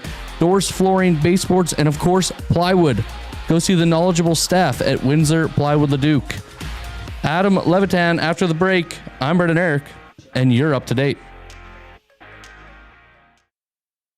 The Nielsen Show with Lieutenant Eric. To take a look at the Falcons from 92-9, the game. Carl Dukes. Pitts knows the criticism he's received about not living up to being the 4th overall pick in the draft. They picked up his 5th-year option, but this is in essence a contract year. Last year, we came into the season, I said, Pitts is the difference maker. I need you to step up. And he didn't. And coming into this year, I've said the difference in Pitts is that I think Michael Penix, they have a connection. The Nielsen Show with Lieutenant Eric. Weekday mornings 6 to 9. Only on Edmonton Sports Talk. Your clear choice for Edmonton sports.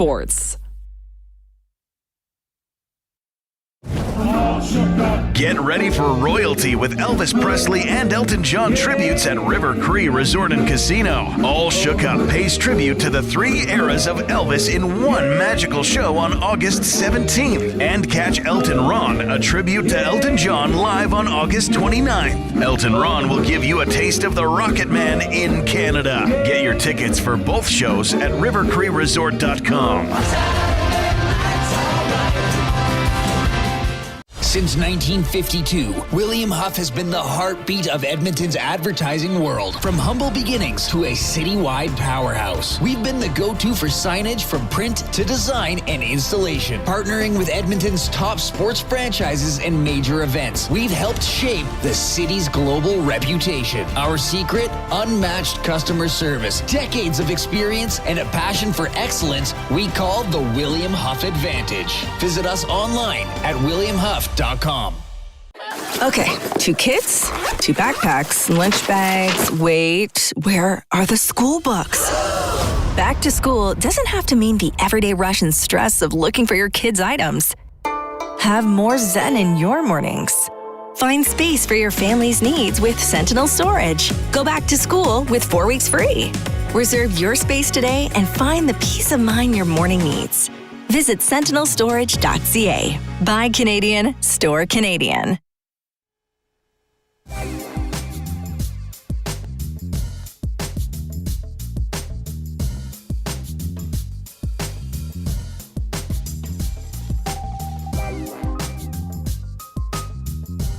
Welcome back to the Reid Wilkins Show with Jay Milne and guest host Matthew Iwanyk right here on Edmonton Sports Talk. Your clear choice for Edmonton sports. A reminder that the afternoon inbox is presented by River Cree.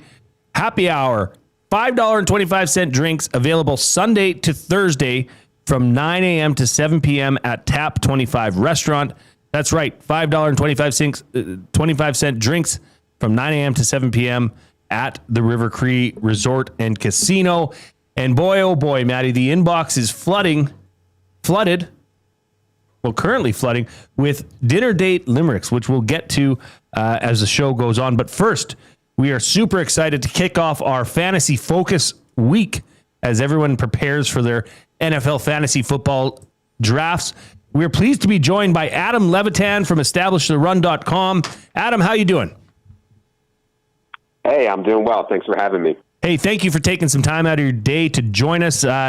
We will be talking quarterbacks today, and I'm going to kick it off with this, okay? I'm going to give you a fastball down the middle. What are the top 5 must-have QBs, in your opinion? Yeah, so I think, price obviously has a lot to do with it. I do think that this is a uniquely good year for elite quarterback, mostly because the round 3 of your draft and some parts of round 4 are going to be pretty weak. And so Josh Allen, Lamar Jackson, Jaden Daniels, and Jalen Hurts not only have these outrageous ceilings, but they're so predictable on a year-to-year basis because of the way that they score points with both their legs and throwing at elite levels that it's almost impossible for them to fail, barring injuries. So you get the really high ceiling and the predictability year over year. And so I think all 4 of those guys are pretty strong late round 2, round 3, round 4 picks, all 4 of those elite guys.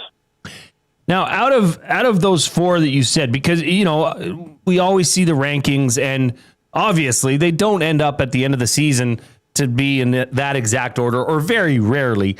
But out of those top 4 or 5 quarterbacks, elite quarterbacks, as you referred to them as, which of those have the highest probability of maybe falling short of their ranking, not becoming an absolute bust, but maybe having an off year?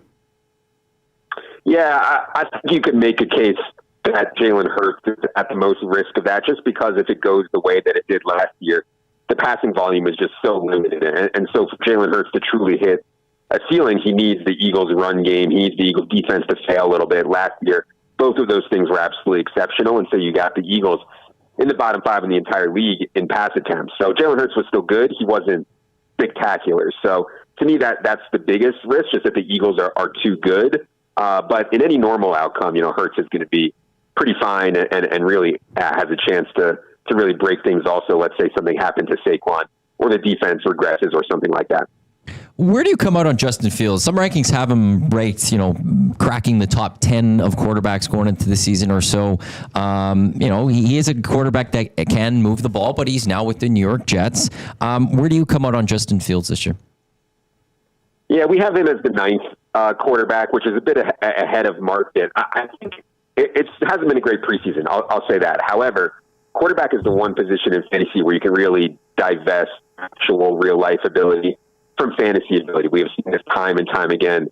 Tim Tebow was an inept NFL quarterback, very good fantasy quarterback. We can keep going down the line. Anthony Richardson is a very good fantasy quarterback, not a very good real life quarterback. And I think Justin Fields has a legit chance to run for 1,000 yards this year. If he does that, he is going to pay off his current price, which is the quarterback 13 overall, going around 102 overall. So, yeah, I'm worried about Justin Fields as a thrower. I don't think he's going to get benched given the contract they gave him and what's behind him. But I'm worried about him as a thrower. But the floor is just so high thanks to how much he's going to run and run effectively each week. A couple of younger quarterbacks taking over their teams. You got Cam Ward out in Tennessee. You got Drake May out in New England. Obviously with those guys, maybe not necessarily always somebody that, you're looking for this season, but people that are in dynasty leagues. Where do you look at those guys? Are they guys that some people, if they have late round picks, who would you take ahead of the other one? Yeah, definitely Drake May. I mean, I thought Drake May was really impressive last year. You could argue that Drake May had the worst offensive line situation and the worst pass catcher situation in the entire NFL last year, and still averaged almost 17 fantasy points per game. Obviously, they use a lot of draft capital at wide receiver. At offensive line. They go out and they get Steph Diggs. They add Kyle Williams. Travion Henderson's going to be very good in the pass game. So I'm actually super optimistic on Drake May. We have him as our 15th quarterback for this season, right there with Justin Herbert, Jordan Love, those kind of guys. Adam Levitan joining us here from EstablishTheRun.com. I want to ask you about a few other names that would, be lower, I guess, ranked in terms of the quarterback position. One being Joe Flacco, who was just named as the Week 1 starter in Cleveland. And he's got a couple good targets to throw to. Jerry Jeudy, David Njoku. What's the value of a guy like Joe Flacco? Yeah, it's tough, because I don't think he's going to start all season. And so once you start taking guys where, I'm just going to start him for a few games here or there, at that point, I'd rather just stream the best matchup. And maybe 1 week, Joe Flacco will have the best matchup and you want to start him. But, when you get to that point in the draft, if Anthony Richardson starts, I'd rather start Anthony Richardson if I'm streaming over Joe Flacco. I think you can also make a case that guys like Michael Penix or Trevor Lawrence or Bryce Young or Tua Tagovailoa, that all these guys are probably going to be better in the right matchup, better 1 week starts than Joe Flacco at his age, which I believe is 41 now or 40. So, I think it's tough for me to click into Joe Flacco right now. Another player that, season-ending MCL injury last year is J.J. McCarthy, who appears to be getting the ball in Minnesota, and we all know that they've got Justin Jefferson as a major weapon there. What are you realistically expecting fantasy-wise out of J.J. McCarthy this year? Yeah, this is like one of the best fantasy-friendly, quarterback-friendly schemes you can find. I mean, I think Kevin O'Connell is a legit talented play caller and schemer. Then also you play in a dome. Also you have Justin Jefferson, and you will eventually have Jordan Addison, and you have TJ Hawkinson, and you have Aaron Jones, who plays really well in the pass game. And also J.J. McCarthy is pretty athletic and can run a little bit. So I like J.J. McCarthy. We've seen bad quarterbacks like Sam Darnold or Josh Dobbs or Nick Mullins have really good fantasy games for the Vikings.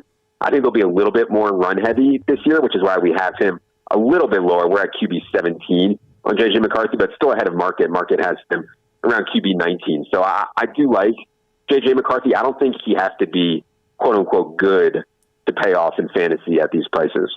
Adam Levitan of EstablishTheRun.com. You and Evan Silva started EstablishTheRun.com. If people were to go to your site and subscribe, what can they expect? Yeah, so if you're getting ready for your draft, we have rankings for almost every format, and then the context around all those rankings. Also, for anybody who plays Dynasty out there, we do have Dynasty Trade Calculator. And then once the season starts, we'll have a redraft trade calculator as well, and a ton of other stuff. So, if you're into it, if you're as serious as we are about this stuff, and pathetically serious, I would say, then you should definitely check it out. Well, that goes for all of us. How much effect fantasy football has on many of our lives. So, Adam, we really appreciate you taking the time out of your day to join us. This has been Adam Levitan from EstablishTheRun.com. Go check him out. Lots of great information over there. Thank you very much, Adam. All right. Good luck this season. There you have it. That is your fantasy-focused quarterback edition. I selfishly asked the J.J. McCarthy question because I have J.J. McCarthy. We have a different league, I would say. Our league, if you draft, let's say I took J.J. McCarthy last year because he had already suffered that season-ending injury. So I took him in like the 17th round. He was a late flyer of our draft because we have keepers, but when you keep someone, it costs you 3 rounds ahead that draft pick. So I took him 17th, so it cost me to keep J.J. McCarthy. It'll cost me my 14th round draft pick. So I think that's extremely good value for a guy that's QB1 with one of the top 3 receivers in the NFL in Justin Jefferson and a top 5 tight end in Hawkins. I mean, that is good value. So I did ask that one a little bit selfishly. I was going to ask him about Jaden Daniels. If I'm obviously biased there as well as a Commanders fan. If he can have as good or better of a year than he did last year. And by all accounts, by all rankings that I've seen, they have Jaden Daniels as a top 3 pick behind your guy in Lamar Jackson, another running quarterback. I thought that was good. What do you think of Joe Flacco? Is this just like, I love Joe Flacco. I know you do. He brought me a Super Bowl. He got you a Super Bowl. He went, I think, was it 11 or 12 touchdowns, 0 interceptions in that. He's a serviceable quarterback. He's a great backup. He'll get you a solid 1 or 2 games if you need him. To be your starter, terrible. At this point of his career, not smart. don't go with him. But I understand. But I would rather, if I was the Cleveland Browns, I would rather not put my young quarterbacks in a position because they got Sanders, and who's the other one that they have? Gabriel, thank you. From Oregon. Why throw them to the Wolves to start the season? Like, I like quarterbacks to a degree to grow into the NFL, you know? And so, yeah, Joe Flacco's a veteran. You're not expecting to go win the Super Bowl this year, so allow him to take some of the, some reps and let the other guys learn through practices and stuff. We've got a couple limericks that have come in for dinner date. Dinner date gate, we can call it. It's not dinner gate. Well, it's dinner gate. It's not. Dinner gate. You made an offer. I accepted. You said, oh, never mind. Yeah, it's your fault. This one comes in from Dudley. Jay asked Matt for a pint at the Cree, assuming he'd turn down with glee. But Matt gave a yes. Now Jay's in a mess and checking with wifey if he's free. That's very good. Well done, Dudley. It's true, too. The real Slim Davy. Jay suggests a dinner date, expecting a no to Jay's great... okay, hang on. Okay, Jay suggests a dinner date, expecting a no. To Jay's great surprise, Matt says he'll go. Jay backpedals quickly. Matt grovels for pity. Now everyone's fighting on the Reid Wilkins Show. I'm not groveling for pity. I'm just pointing out the facts. He made an offer hoping that I would say no. There was no real offer there.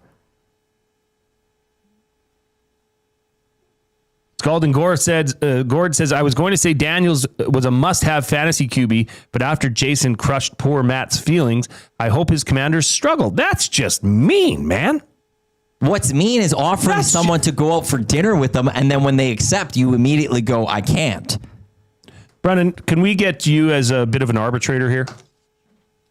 Could you arbitrate this case for us briefly here before we get to the 4:40 break? And a reminder, coming up, we've got the oil understood for GCL diesel, buying or selling, which Matt is guaranteed to be a mediocre segment. Is that okay? Yeah, well, now why am I going to give good to be on this show anymore? And I've got to talk to Matt about fantasy later in the show, too. I don't understand why there need to be arbitrated here.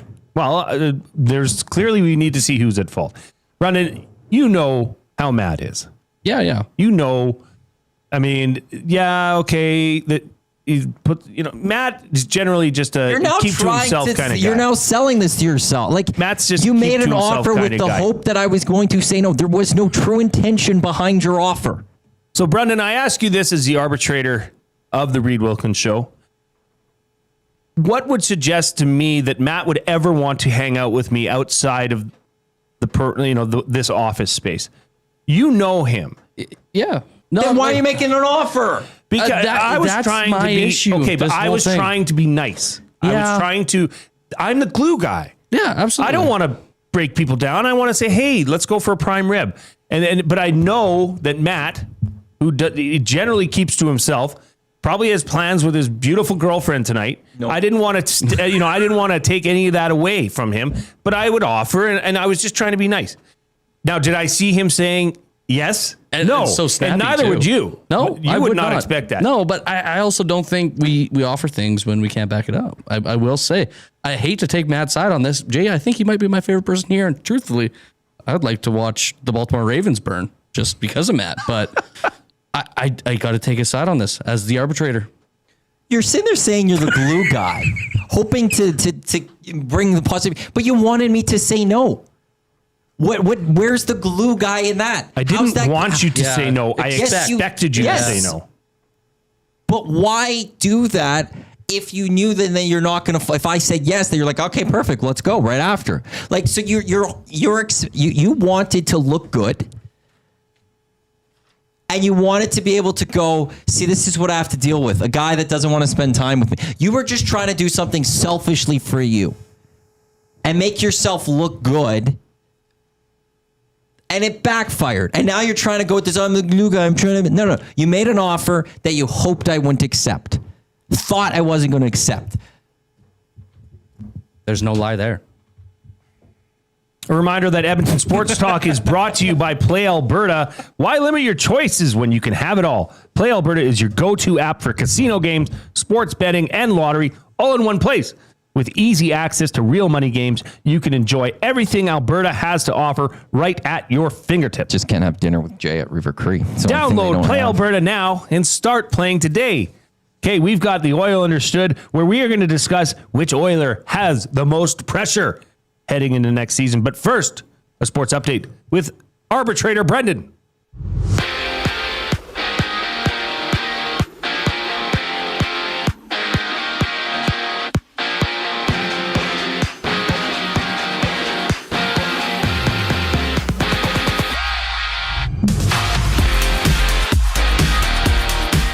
Dustin Kllum is taking first-team reps under center for the Red Blacks. The Elks head east to Ottawa looking to stretch their win streak to 3 games Friday afternoon. And after taking first-team reps throughout training camp, Joe Flacco has officially been named Week 1 starter for the Cleveland Browns. They will open their season against the Bengals at home. The Raptors keep it in-house as they replace Masai Ujiri with Bobby Webster. Webster has been with the team since 2013 and has served as general manager since 2017. He is now the team's top executive. The Jays, they're in Pittsburgh. First pitch 2 minutes ago. Kevin Gausman on the bump for the Jays. The Pirates counter Paul Skeens. And trade deadline pickup, Shane Bieber toes the rubber for the first time as the Blue Jays head to Miami on Friday. This sports update brought to you by Clover Bar Feeds. Clover Bar Feeds has all the animal feed you need. Get top-notch service and selection from their family-owned business. Visit Clover Bar Feeds at 200 Portage Close in Sherwood Park or call them at 780-467-5014. The Oil Understood after the break. I'm Brendan Eric, and you're up to date. The EST Hangout. And I genuinely miss just like the act of like sitting down with people and just like talking and being silly. It's so off the air that makes the industry. Yeah. Well, it's off the air that made our industry. We're just awful people off the air. Well, there's that part too. But it's the people that you have a chats with. Dave Jamieson always said it's the laughs off the air that translate on the air. The EST Hangout, presented by Sentinel Storage. Weekday mornings 9 to 11, only on Edmonton Sports Talk. Your clear choice for Edmonton sports. The leaves are turning, and just like golf season, time is running out to get in on Play Alberta's biggest offer ever. For a limited time only, new players can get up to a $1,000 casino bonus when they sign up. There's never been a better time to join the fun. Visit playalberta.ca today to get started with casino, sports, and lottery all in one app. Must be 18 plus to play. Remember, if you gamble, please use your game sense. Yeehaw! Yee Country Night is back. Celebrate all things country and western Friday, August 15th at 7 p.m. as your Edmonton Elks take on the Toronto Argonauts. Presented by Coconut Cowboy Rum. This game will feature the 3rd annual EE Bull Riding Competition. Country music all night long, plus a petting zoo and pony rides for the kids. This night is sure to be a blast, so giddy up and get your tickets now. Starting at just $20 at goelks.com. You've always known GCL Diesel as the experts in diesel fuel systems, but did you know that GCL is also your source for turbochargers and turbo repair? As a turbo supplier for Garrett, Borg Warner, and Holset, GCL can provide genuine original equipment turbos at wholesale prices. Whether it's diesel, gas, natural gas, or performance, we can provide you with the turbo or custom repair you require. Turbo questions? We've got turbo answers. Visit us in the West End or online at gcldiesel.com. GCL Diesel, turbochargers, understood. Goodbye. You sure are going to miss them, but their room would make a great yoga studio. Store their childhood treasures safely with Sentinel Storage and find some space for you. Try 4 weeks free. sentinelstorage.ca.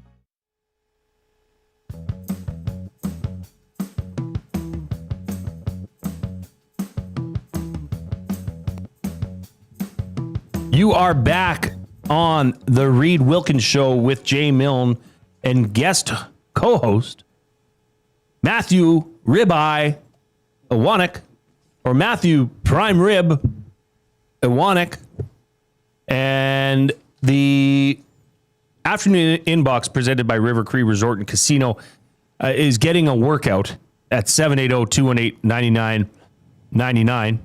Grumpy Cat says Jay is the dog who caught the car. Jay asked the girl out and it worked the 1,000th time. Scalding Gord says, you thought the worst of an incredibly nice young man. That's true. He says, where's my $5, Matt? They thought the worst out of me. Nacho Man, you need to make sure the other person already has plans before asking. You're bad, Jay. Timber Woodsman, for the most part, I'm always against Matt's takes, but this one I'm all in with Matty. Dudley says, Matt said, Jay, I've uncovered your show. You asked me just hoping I'd go. No. Oh, is this another limerick? It sounds like it's a limerick. Matt said, Jay, I've uncovered your show. You asked me just hoping I'd go. No. To look like the gent, you faked the intent, but this time I've called out the blow. Okay. Here's what I'm going to do. We need to settle this. No. I'm hurt right now, and I'm not settling this today. No. I need to go sleep on this. I need to go and be in a better headspace. I don't want to hear it. Maybe we won't settle it, but I'd like to make an announcement. I, Jason Milne, a.k.a. Glue Guy, do admit that I screwed up with asking you an empty invitation to a prime rib dinner at the River Cree Resort and Casino at Tap 25 restaurant. I solemnly apologize. Is that right? Mm-hmm. I solemnly swear to never let this happen again. I feel awful. I feel like I don't even know myself. And I'm asking for you to forgive me for what I have done. I forgive. Hey, this is awesome. Doesn't mean I'm still not hurt. Well, I screwed up. I got caught in a web of. I wouldn't say lies. You know what hurts a little more actually right now as you give that apology? What? You could have just apologized immediately and be like, yeah, you caught me. But instead, you dug in. And it wasn't until after Brendan and all the nasty saying they're actually you were wrong that you're now admitting it. I would have admitted I was wrong. You could have right off the bat. I didn't think I was off the bat. I didn't know.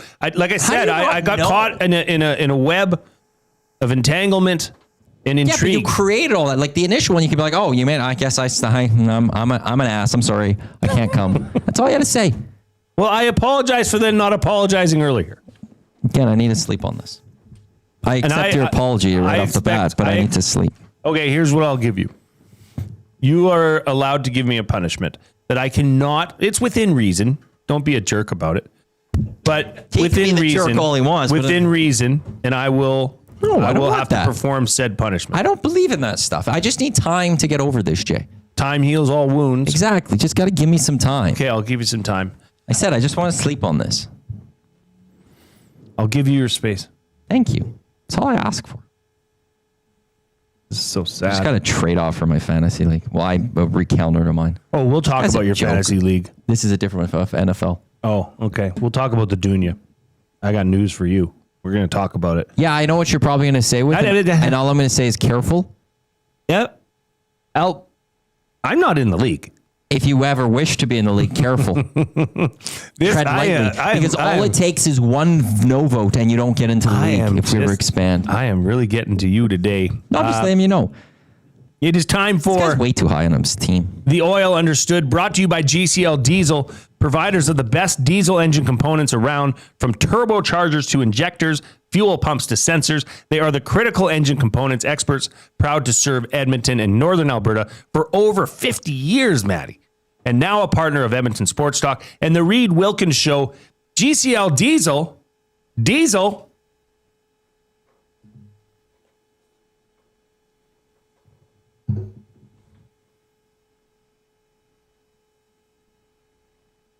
Are you going to say it with me? You say understood on 3. 1. Understood. Jeez, this guy's looking at me like he's never seen a countdown in his life. My God, you really hold a grudge. This is now over the top. We might have to arbitrate your grudge. That was not prepared to me. I'm just trying to go with the flow. Second, I'm also Italian. Deal with it. That's true. It's clear that the best cut of this is not GCL. This is not. Oh my God! Now it's threatening my life. What is this? A casino? Robert De Niro? It happens to Robert De Niro. It does, but he has a steel plate under his car that he installed. Or that's just how the car was made or something? No, he had, I think he... Did he? He had it put in. Okay, didn't. Sorry to interrupt. Continue. Well, the oil understood for GCL Diesel. Look, August 18th, not much going on in the hockey world, but things are, going to be picking up in the next month. Obviously, Connor McDavid has yet to be extended. There's discussion about how that's going to look, what the term is, what the dollar value is. I've heard anywhere from 2 years to 8 years, and 16.5 to the full 20% of the cap. So who knows? But there have been a lot of changes to this team. Through not re-signing people to signing new people, through free agency. My question for you, Maddie, for you, Brendan, and all the listeners out there, please feel free to chime in the nasty chat, as well as the afternoon inbox at 780-218-9999. The question to you is, which Oiler has the most pressure heading into next season? Which Edmonton Oiler has the most pressure heading into next season? Is there even a different answer to this? Okay, I thought... Now, I'm okay, so we're going to do this blindly. Everybody write down what the obvious answer is, right? Well, I don't have to write it down then. Why? Because it's obvious. This guy, hey, Brendan. I'm doing it. I'm just saying. I just trying to make a show tick along. Don't we all know what it is? Who it is? Well, who is it? Skinner. Stu Skinner. Everybody said Stu Skinner. Stu. Okay. That obviously, yes. He's the easy answer. Why? What does he have to... did he let the team down this year? During the regular season, yes. Okay. In the playoffs, at times, yes. There's a reason he got pulled against the LA Kings. But then he responded with 3 straight shutouts. Right, but he's not even invited to development camp. They didn't invite anyone. Mm-hmm. This is a guy that went to back-to-back Stanley Cup finals and can't even be the 4th goalie for Canada at a development camp for the Olympics. I think that says something of where he is across. You're only going to go as far as your goaltending. The Oilers went out looking to improve goaltending. That has been widely reported. You don't go out looking to improve goaltending if you're fine with what you have in net. The pressure is entirely on Stuart Skinner. There's no one bigger than Stuart Skinner for this team. Here's my biggest... I guess rebuttal to those that say, "Oh, Stu Skinner's got to be." Stu Skinner is in the last year of a contract that's paying him $2.6 million. Does he want a raise? You think he'll get a raise no matter what? If it's not with Edmonton, he'll get paid to play somewhere else, probably in the depending on how the year goes. But that's a great question because for Stu Skinner, this is a big season for him. I mean, last year was the first year. Last year was his 3rd year in net, getting, as a starting goaltender. Was it an off year? Yes. It was definitely a down year. You'd like to see him more in that 905 to 910 save percentage. But I think last year, what was he? He was sub 9, definitely. But at that valuation, fine. That's why they couldn't get anybody else. Because you can't find a starting number 1 goaltender that's available for under $5 million. You just can't. Right? So, I mean, Jeremy Swayman was discussed. I mean, he's making, what is he making? $8.5 million? You just can't with this cap system, or where the Oilers are in the cap situation they're in. You just can't. So I get why people would say, yeah, Stu Skinner. But I'll tell you what, for what you're paying Stu Skinner, he is far exceeding his valuation. Far exceeding. But it's not about your pay. It's about what you're producing. You're the starting goalie of the Edmonton Oilers. I don't care what you're getting paid. Because then I don't like doing it with Darnell Nurse, what he's getting paid at 9.25. Yep. Darnell Nurse is the player. I don't care about contracts. Throw that out the window. I don't care that Stuart Skinner's on the contract that he's at. You're the number 1 goalie of the Edmonton Oilers. If this team wants to win a Stanley Cup, you have to lead them to the Stanley Cup. It's not about, you're better than what you're being paid right now. It's about, are you going to get the 16 victories necessary in the playoffs to win the Stanley Cup? Yeah, and I'm not saying the criticism or the question as to pressure is not somewhat fair. It just I like to reflect on it a bit and say, wow, for what he's costing this team, it's incredible value. Is that fair or not? I understand your point. I will just add, because I think you want to jump in a little bit. The thing I'm going to say is, if the goaltending of the Edmonton Oilers over the last couple of years in the playoffs was just slightly better, not much. I'm not saying 920. I'm not saying 915. You should probably be about 915. If it got to like 905, the Edmonton Oilers probably have a Stanley Cup. They've gotten the performances from their forwards for the most part. They've gotten the performances from the defenders for the most part. It's goaltending that has come down.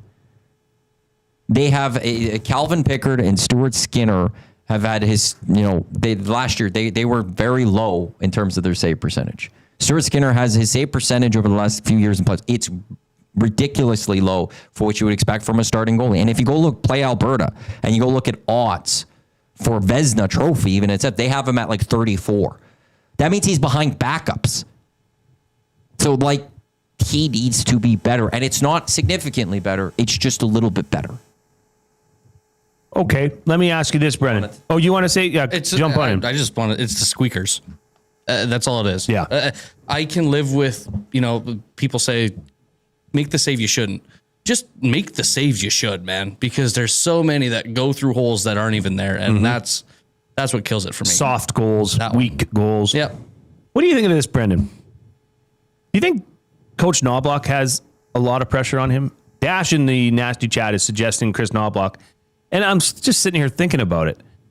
He's one of probably the top third in tenured coaches in the NHL now. I was just going to say probably just because of the culture. Yeah, a little bit, but. Again, he's been there for a season and a half, and I don't like that culture. I don't like that in the NHL that you're just so disposable as soon as your team goes on a, 2-10 run, or I just find that's just so petty. I don't think that's happening with him. I think he's more secure with those 2 cup runs than like Stu. You could put me in net, and that's obviously not true, but you know what I mean, right? Like anybody can be goalie and go to the cup with those teams. I think Knobloch has a lot more to say with that. No? Yeah, he's gone back-to-back cup finals. I don't even go into this season thinking that if they have a bad streak that he's gone. There isn't even that obvious coach sitting out there. If Joel Quenneville was sitting there, he wasn't with the Ducks, then I could see the Stan Bowman connection and be like, hey, but he's now in Anaheim. So I don't see it. And it's Kelvin Van Dassler makes an interesting point. It's Connor McDavid. Can't believe you guys think it's Skinner, what he's done in the playoffs and the Stanley Cup final in particular. Connor hasn't been, put up the points in the Stanley Cup final that we see him do in other rounds. But again, I'll go back. Stuart Skinner last year in the playoffs, 2 years ago in the playoffs, when they go to the first cup final, it's a 905 save percentage. Last year, drops to an 896 save percentage. Oh, no, that's during the season. Where's the playoffs? What was Bob's in comparison? Or is this the playoffs? Was he 917? Sorry, I think this is the playoffs. I'll get Stuart Skinner was 901 2 years ago when they went to come out, 889 last year. It's you need to get to 905, 910. It's below that average point of where you want to be, and you're probably winning a cup. You just have to be slightly better. Hula Boy Steve in the nasty chat just tuned in. What's with the urn? It's not an urn. I do love the idea that we just have the EST urn of something. This is my Tecmo Championship. Jay's off-topic topic for William Huff earlier today was your greatest accomplishment. The Dunya is one of my greatest accomplishments. My championship trophy I actually need to bring in. I need to first clean my office and bring it in. I got to bring that in. But the other is Tecmo, where I had the greatest season in Tecmo history. If you haven't heard, in a 48-game season, less than 10 wins, and I clinched it off. I didn't do the Golden State Warriors, great regular season, then fall in the playoffs. No, I had a great playoffs too, and I won the championship. Still mine. That's what the urn's for. Still mine. It's a trophy. It's a full, you could even drink out of it if you want to. I'd say it's urn first, platoon second, trophy third. You're playing for this, dude. Stop besmirching the title of the Tecmo League that you are in. We got to get Tecmo going again. Somebody's call a schedule a game. This move threw everybody off. I would think the league. I don't want to ask you if you want to play a game tonight. Then say I gotta go. One name that wasn't brought up that I think is probably going to have as much, if not more, pressure than Stu Skinner is Trent Frederick. Coming in, getting that 8-year deal at a pretty penny. I think, what did he do to prove that he's worth that? that $3.85 million contract? I don't know, because I didn't see it from him last year. Now, I know he had the high ankle sprain that he was dealing with, but they must know something about this player more than we do. I don't know. But to offer somebody that really hasn't proven anything as an Oiler to a long-term contract, I think he's going to be somebody that I sincerely hope he lives up to the billing. But that's a player that's going to have some pressure, no? There will be pressure for Trent Frederick. There, I think, will be some pressure on. Darnell Nurse will have some pressure this year. I think Matthias Ekholm, just coming off injury, there might be some added pressure. I just don't think anyone's higher than Stuart Skinner. Fair enough. There's a reason we all put him down. Yeah.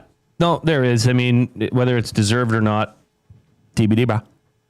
We've got buying or selling, which Matt has claimed is going to be a highly mediocre segment. That's coming up for Damon Bunting Real Estate. We've got words of the day coming later. You going to ask me the words? Sure. All right. But first, we got to get to a break, and then you will hear from Brennan Eric. Two guys and a goalie. The Oilers as a top 5 blue line. Do you see that with this group? No. That, to me, is where analytics fall apart. Does the blue line do some good things? Yeah, they do some good things. Do they get some good production from the blue line? Yeah, they get some good production. But that's not because of the blue line. That's because of McDavid and Draisaitl and the forwards that drive the play. When this team loses, it's the blue line. Two guys and a goalie, presented by GS Construction. Tuesday and Thursday afternoons at noon, only on Edmonton Sports Talk. Your clear choice for Edmonton sports. Win a trip to Osheaga with the banquet and Aperol. We're sending one lucky guest to Montreal with flights, hotel, and 2 tickets to one of Canada's hottest music festivals. Enter by July 26. Details in store or on the Banquet app. Get real. Play hard. You know Dawn. Everyone knows Dawn. Dawn from Frontier Cartage. That's right, it's me, Dawn from Frontier Cartage, where we're setting the standard for cartage service in Edmonton and beyond, offering city cartage, Alberta highway, short haul deck, and more. My team and I are bringing our years of industry experience and expertise to every mile. Join Dawn and her boys in a new chapter in transportation excellence, dedicated to exceptional service. Call Dawn at Frontier Cartage, 587-222-5826. At Mind 360, we invite you to embark on your mental health journey in a safe and comfortable space. Conveniently located in St. Albert, Mind 360 has a diverse team of experienced clinicians that offer a broad range of tailored services for children, adults, and families. Furthermore, we are very proud to serve our military, veterans, and first responders. If you're looking for counseling, treatment, or assessment, understand that you are not alone. Contact Mind 360 at mind360.ca to book an appointment today. Looking for quality building materials and friendly advice? Visit us at Windsor Plywood Leduc, family owned and locally run since 1993. From interior materials for doors, flooring, baseboards, and all the finishing touches to all you need for your outdoor projects like cedar lumber for decks and fences, plus all the plywood you'd need. Our full-time on-staff carpenter can help with anything odd-sized or custom, and from domestic hardwoods to exotic selections, we've got you covered. And if we don't have it, we'll track it down for you. Windsor Plywood Leduc. We're the experts you need to know.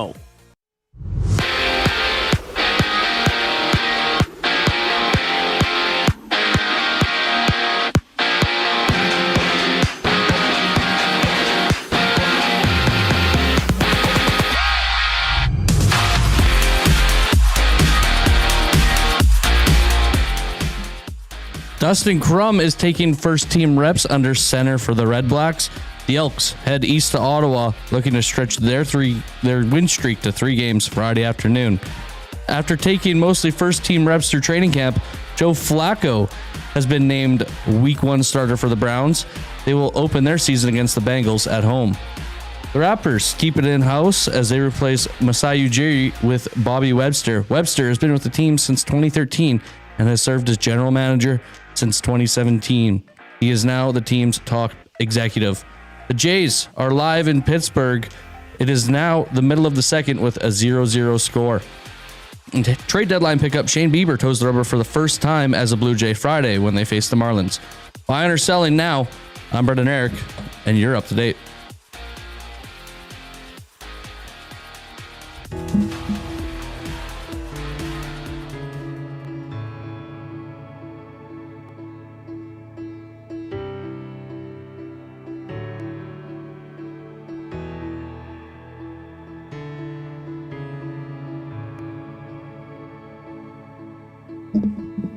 Welcome back to the Reid Wilkins Show with Jay Milne and guest co-host Matthew Iwanyk right here on Edmonton Sports Talk. Your clear choice for Edmonton sports.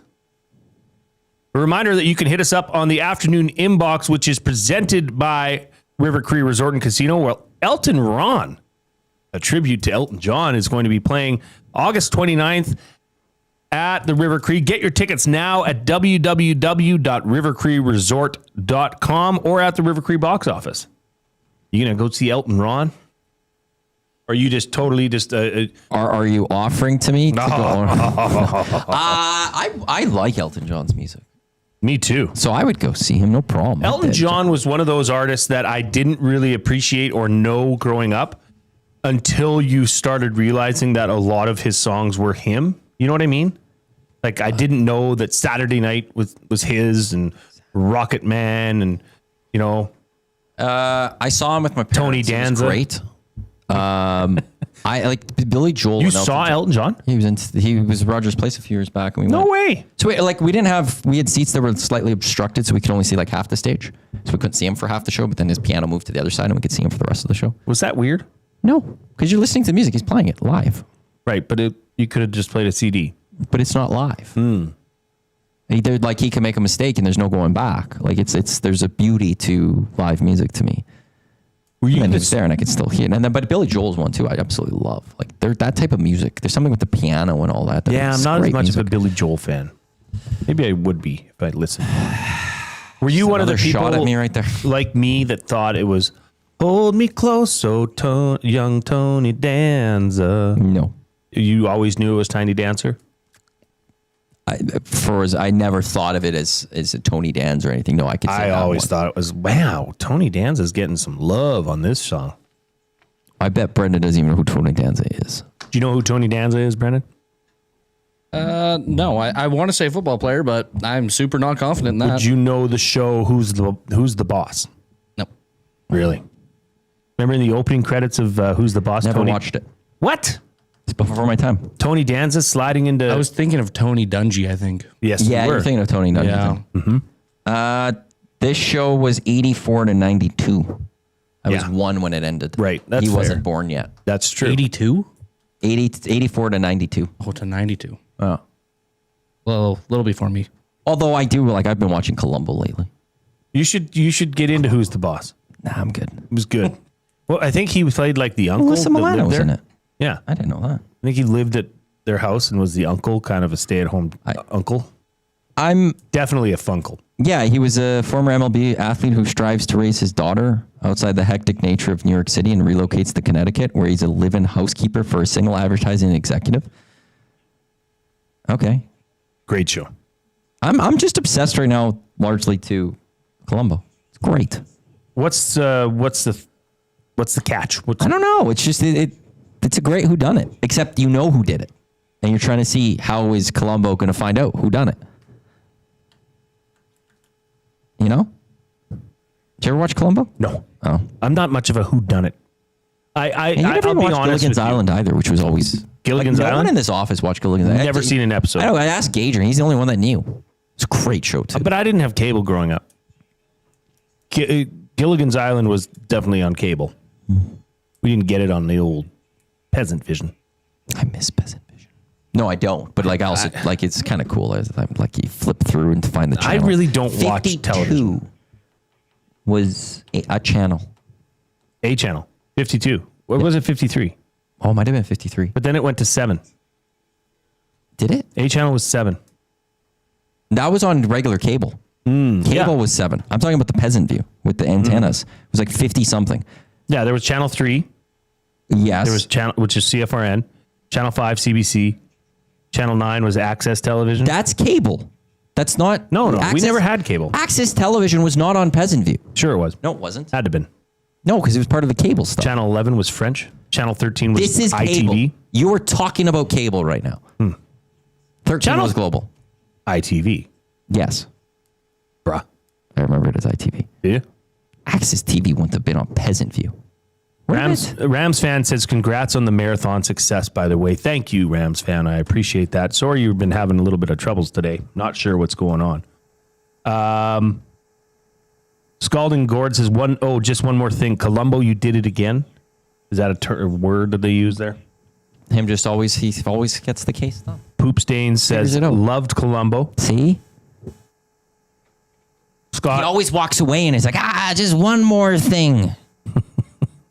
Scott on a hotel balcony in Beaumont says, I'm with Jay, retract your apology. Look, I don't want to bring up old, the wound is slowly healing. Why would you read that if you didn't want to bring it up? Matt, I'm a man of the people. Was your apology? So you only apologize because the people told you to? No. Is that what you're saying? No, I felt incredible guilt. Okay. I'm just reading what, it's my job to read what the people send us, and that's what he said. I can only do so much. It is time for Buying or Selling, presented by Damon Bunting, who has been a consistent top-producing realtor in the greater Edmonton area for over 17 years. He and his team would love to help you find that right home or make the move from your current home. Community-driven, he understands what it takes to make a difference in our city. Check him out at damonbunting.com or his Instagram handle of Damon Bunting Real Estate. He will be on the Hangout tomorrow. He'll be on the Hangout tomorrow. I haven't seen Damon in a while, so I'm very excited about that. He'll be on the Hangout tomorrow. I'm riding with Huss on the Lock Shop. Correct. I am excited. Correct. I bet you Huss is like, oh, God. He was pumped. I got to deal with this guy, this schmuck, this prime rib taken loser. I know. I'm excited. Right on. Looking forward to it, says Huss. Okay, He's excited about it. Good. We're going to talk a lot about CFL. Right? As you should. That should be what we're doing. Okay. What is this tremendous buying or selling that you have cooked up? You just... Buying or selling, when you make an offer to someone to go for... No. Can't be. Okay. It can't be. This Saturday... This upcoming Saturday? Yeah. It starts then.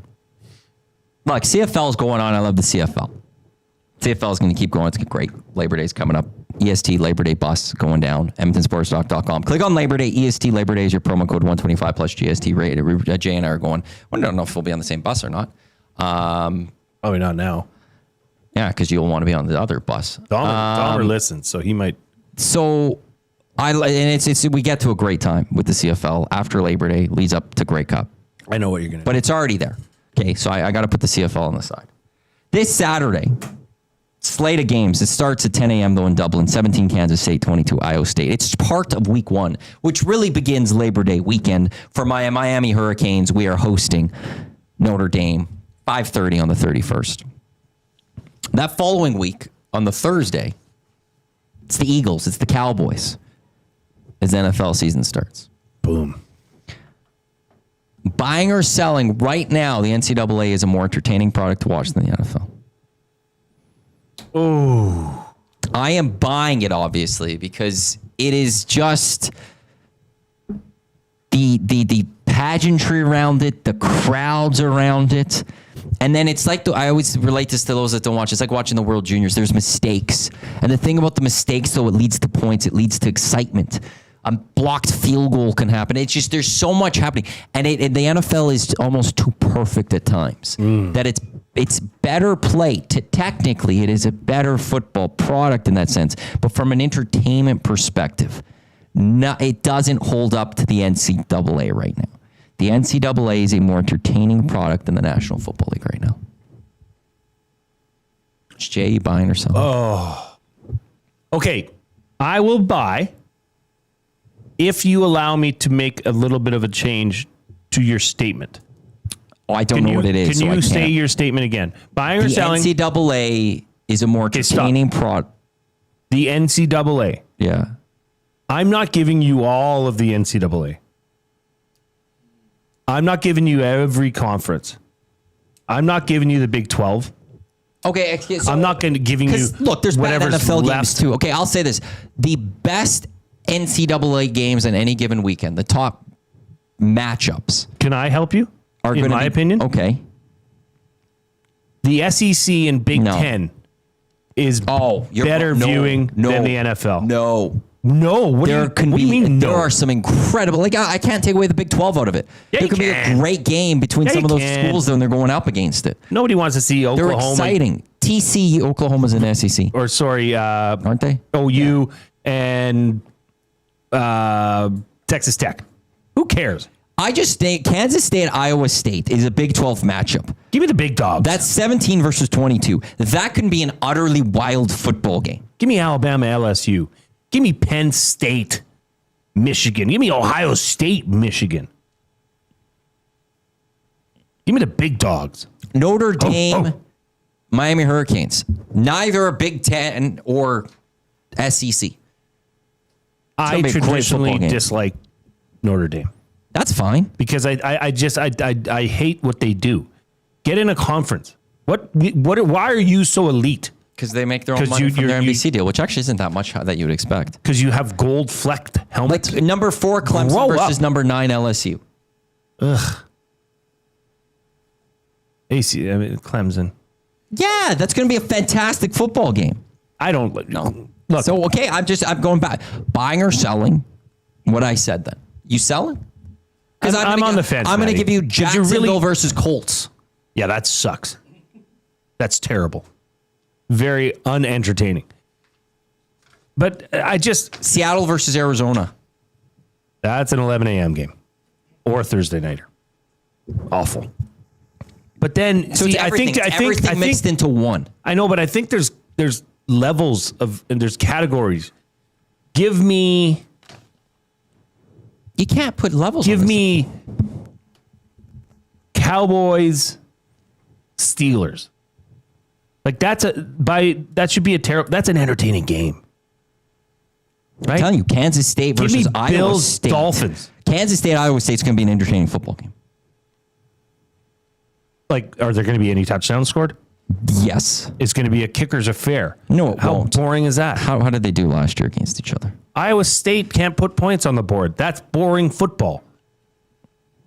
You give me the Vanderbilt upset over Alabama last year in Tennessee, where they tore the uprights down, took them down Lower Broadway, and threw them in the darn river. 29-21. Give me that. Last year, 29-21. I got to be honest with you. I'm kind of a Big Ten SEC snob. I look, great conferences. I'm just They're the only conferences that matter. The NC, that Pac-2 is growing to the Pac-8. Do you watch next year? Not this year, the one after. It's the battle of the states. There's a bunch of states in that one. It's Washington State, Oregon State, Texas State. It's all states. It's awesome. And Gonzaga for basketball.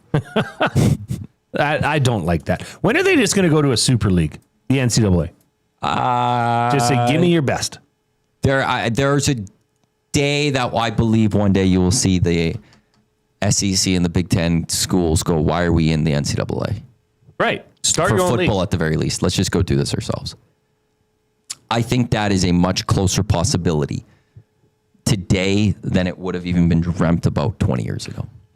Scalding Gord makes an interesting take here. My issue with the NCAA is that too often the winner is too easy to pick. Any given Saturday isn't as unpredictable as any given Sunday.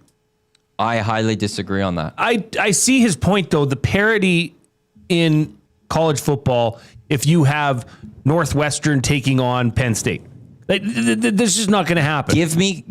Go schedule some of those top conference games and tell me that. Yes, when Alabama takes on Citadel, we know it's a blowout. There are those games that are scheduled, but I'm just using Alabama, for instance, on this one. Texas pops up here. Texas has Ohio State this year. They've got Florida, who's 15, 18 Oklahoma, 5 Georgia, 19 Texas A&M. 5 of those games are there. Those aren't guaranteed wins for Texas. Are they the favorites going into them? Absolutely. But you can't tell me it's just an easy pick that there's no way they're going to lose those football games. When you're getting into point spreads that are 17, 20 point spreads, that's a tough look. Are you expecting a 20-point spread versus like Oklahoma, 18? I'm not. But I'm just saying you don't find those spreads in the NFL. No, you don't, but that's also because there's 120 some schools, and at some point a 5th school is going to take on a 70th school. And yeah, there's going to be spreads. But that's where I'm saying, like, you can't look at all of those games. For me, you look at a weekend, there's going to be 7 or 8 really good games to go find. It's much more entertaining. And also, in the end, it's more entertaining when you find, some of those big games. There's a reason College Game Day goes to a certain city each week, and it doesn't get announced till the week prior. because there's going to be a huge matchup in that city. And it's usually a great game. Those aren't blowouts. Yeah, I'm Later as you get into the season, there aren't those blowouts. I don't think it's a terrible take. I agreed with it at the start. Yeah, I see both sides of it, for sure. And maybe that's the fantasy football effect. Maybe that's what's putting the NFL over the top. Because you will watch Jacksonville at Arizona. You'll watch that game because you have Trevor Lawrence as your quarterback, right? That's probably the biggest deciding factor here. Yeah, fair. Yeah, absolutely. I will say this statement, and I'm proud to say it. Well, not proud to say it, but I'll piss more people off. You don't know true football then.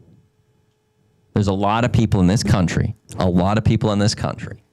that are into the NFL specifically because of fantasy football and gambling, and that's it. They don't actually know football. There's a large portion of that. Okay, and this coming from a guy who has how many NCAA teams? 2. It's a lot. The Cougs aren't going anywhere. Here's and I stand by this because I remember there's. Why don't you have 2 NFL teams then? Because ultimately, I have one. Like the U are my team. I'm cheering for the U above anything else. The U go up against the Cougars. I'm cheering for the U. Cougars aren't going anywhere. They're your cute pick. They're just I grew up watching them. They're close to home. There. Here's the thing I'll say. I remember there was a year, probably about 6 years ago. The NFL was having an awful product that year.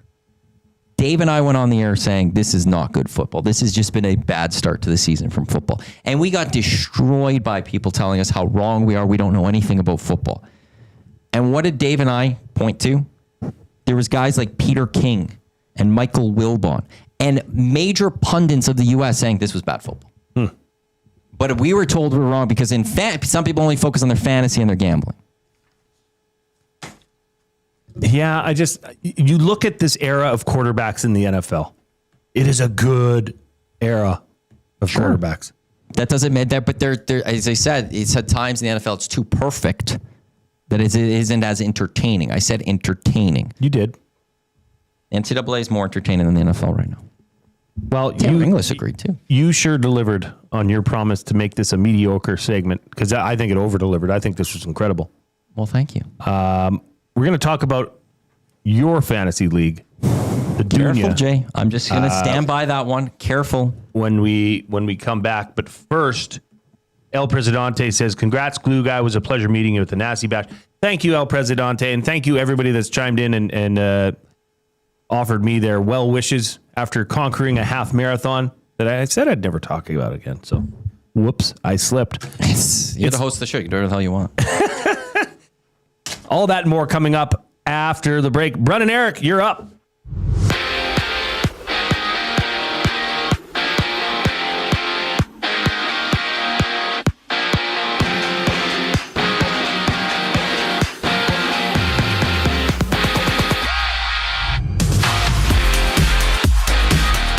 Dustin Kllum is taking first team reps under center for the Red Blacks. The Elks head out to Ottawa looking to stretch their win streak to 3 games Friday afternoon. After taking mostly first team reps through training camp, Joe Flacco has been named the week 1 starter for the Cleveland Browns. They will open their season against the Bengals at home. The Raptors keep it in-house as they replace Masai Ujiri with Bobby Webster. Webster has been with the team since 2013 and has served as general manager since 2017. He is now the team's top executive. The Jays, they are in Pittsburgh. It is 1-1 in the top of the 3rd. Kevin Gausman on the mound for the Jays. Paul Skeens in there for the Pirates. And trade deadline pickup, Shane Bieber toes the rubber for the first time as a Blue Jay on Friday when they face the Marlins. The boys let it rip after the break. I'm Brett and Eric. You're up to date. The Oil Stream. From the moment they signed Frederick to when they traded for Howard, I want you to give me a grade for each offseason move. First thing that happened was Trent Frederick to an 8-year extension. I'm going to give it a C+. C+. My reasoning behind it, he didn't live up to expectations, but he was injured. If you get the Trent Frederick, the guy that was in Boston. The Oil Stream, presented by Boston Pizza. Monday, Wednesday, and Friday afternoons at noon. Only on Edmonton Sports Talk. Your clear choice for Edmonton sports. The leaves are turning, and just like golf season, time is running out to get in on Play Alberta's biggest offer ever. For a limited time only, new players can get up to a $1,000 casino bonus when they sign up. There's never been a better time to join the fun. Visit playalberta.ca today to get started with casino, sports, and lottery all in one app. Must be 18 plus to play. Remember, if you gamble, please use your game sense. Avocado and feta dip, passion fruit cheesecake, and cocktails that taste like summer in a glass. Try the new feature menu at The Banquet. Refreshing, craveable, and made for sunny days. The Banquet. Get real. Play hard. Get ready for royalty with Elvis Presley and Elton John tributes at River Cree Resort and Casino. All Shook Up pays tribute to the 3 eras of Elvis in one magical show on August 17th. And catch Elton Ron, a tribute to Elton John, live on August 29th. Elton Ron will give you a taste of the Rocket Man in Canada. Get your tickets for both shows at rivercreeresort.com. Okay, 2 kids, 2 backpacks, lunch bags. Wait, where are the school books? Back to school doesn't have to mean the everyday rush and stress of looking for your kids' items. Have more zen in your mornings. Find space for your family's needs with Sentinel Storage. Go back to school with 4 weeks free. Reserve your space today and find the peace of mind your morning needs. Visit sentinelstorage.ca. Buy Canadian, store Canadian.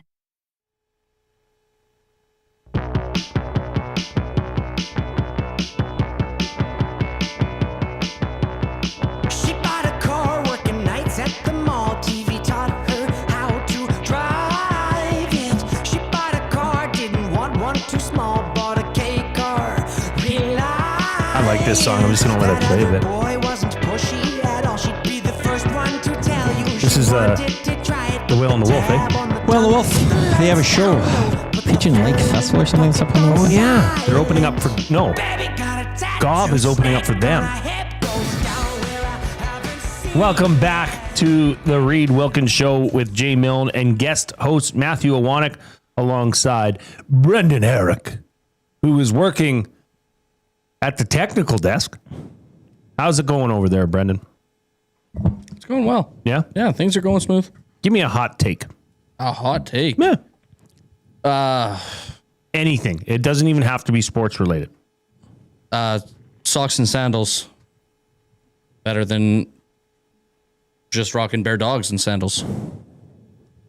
Matthew? Not a chance. Yeah. Not a chance. That was such a... No, that's the youth. You guys love that one. I don't get that one. Has to have no socks. No socks. No, I don't need to see your dogs. Well, you keep them clean, dude. Take care of your dogs. You wash them. You cut them. Sure. You make them nice. Those are intimate. Why can't you see my... What's wrong with... You see my hands. Wish I didn't. You a foot guy? Wow. Let's be careful where we're going with this. Well, it's an honest question. No. Okay. I mean, like if that's going to get repaid somehow, yeah, sure. But no. My daughters wear socks with their Birkenstocks. That's the and it's terrible. Like you go outside, your socks are dirty. Like why? Why? The best part about summer is the fact that things are just free. Care to expand on that? Yeah. Well, your feet are free. Careful. You like, I don't like, it's great leaving the house. You just like, you just put the flip flops on, you walk out. It's wonderful. The flip flop tan is one of the best tans you can have. It means you had a good summer. Like, would you wear socks with your sandals to the beach? Maybe not to the beach. Sand. See? Huh? Sand's an X factor in this. But that like major X factor. Yeah. But then that should then say that's where sandals. I would probably wear it to the sand, shred the socks as soon. I'd probably shred the sandals too, and probably just go dogs in the sand. Now you are wearing ankle socks with slides. Yeah, they're supposed to be higher, aren't they? I think they're supposed to be 3/4. That's the youth of the youth, I suppose. Because I don't understand. You get some nice 3/4 socks on those, and those calves get twice as big. Yeah. You've got nice calves to begin with, and you throw some 3/4 on that, those calves look pumped. That's the theory? Sure. Yeah. I'll just go sure. Oh, yeah. Oh, okay. yeah. was an old trick I used to do when I was playing football to make my calves look bigger. Smart. Mm-hmm. I had a guy I played with, Pat McDonald. He was a long snapper. Massive upper body. Massive. The tiniest legs. Didn't like leg day. He would wrap, like a tensor bandage. Yeah. He would wrap 2 tensor bandages around his calves and then put his socks on over top of them. So on game days, it looked like he had bigger calves. That is true. Is that calves are genetic? No.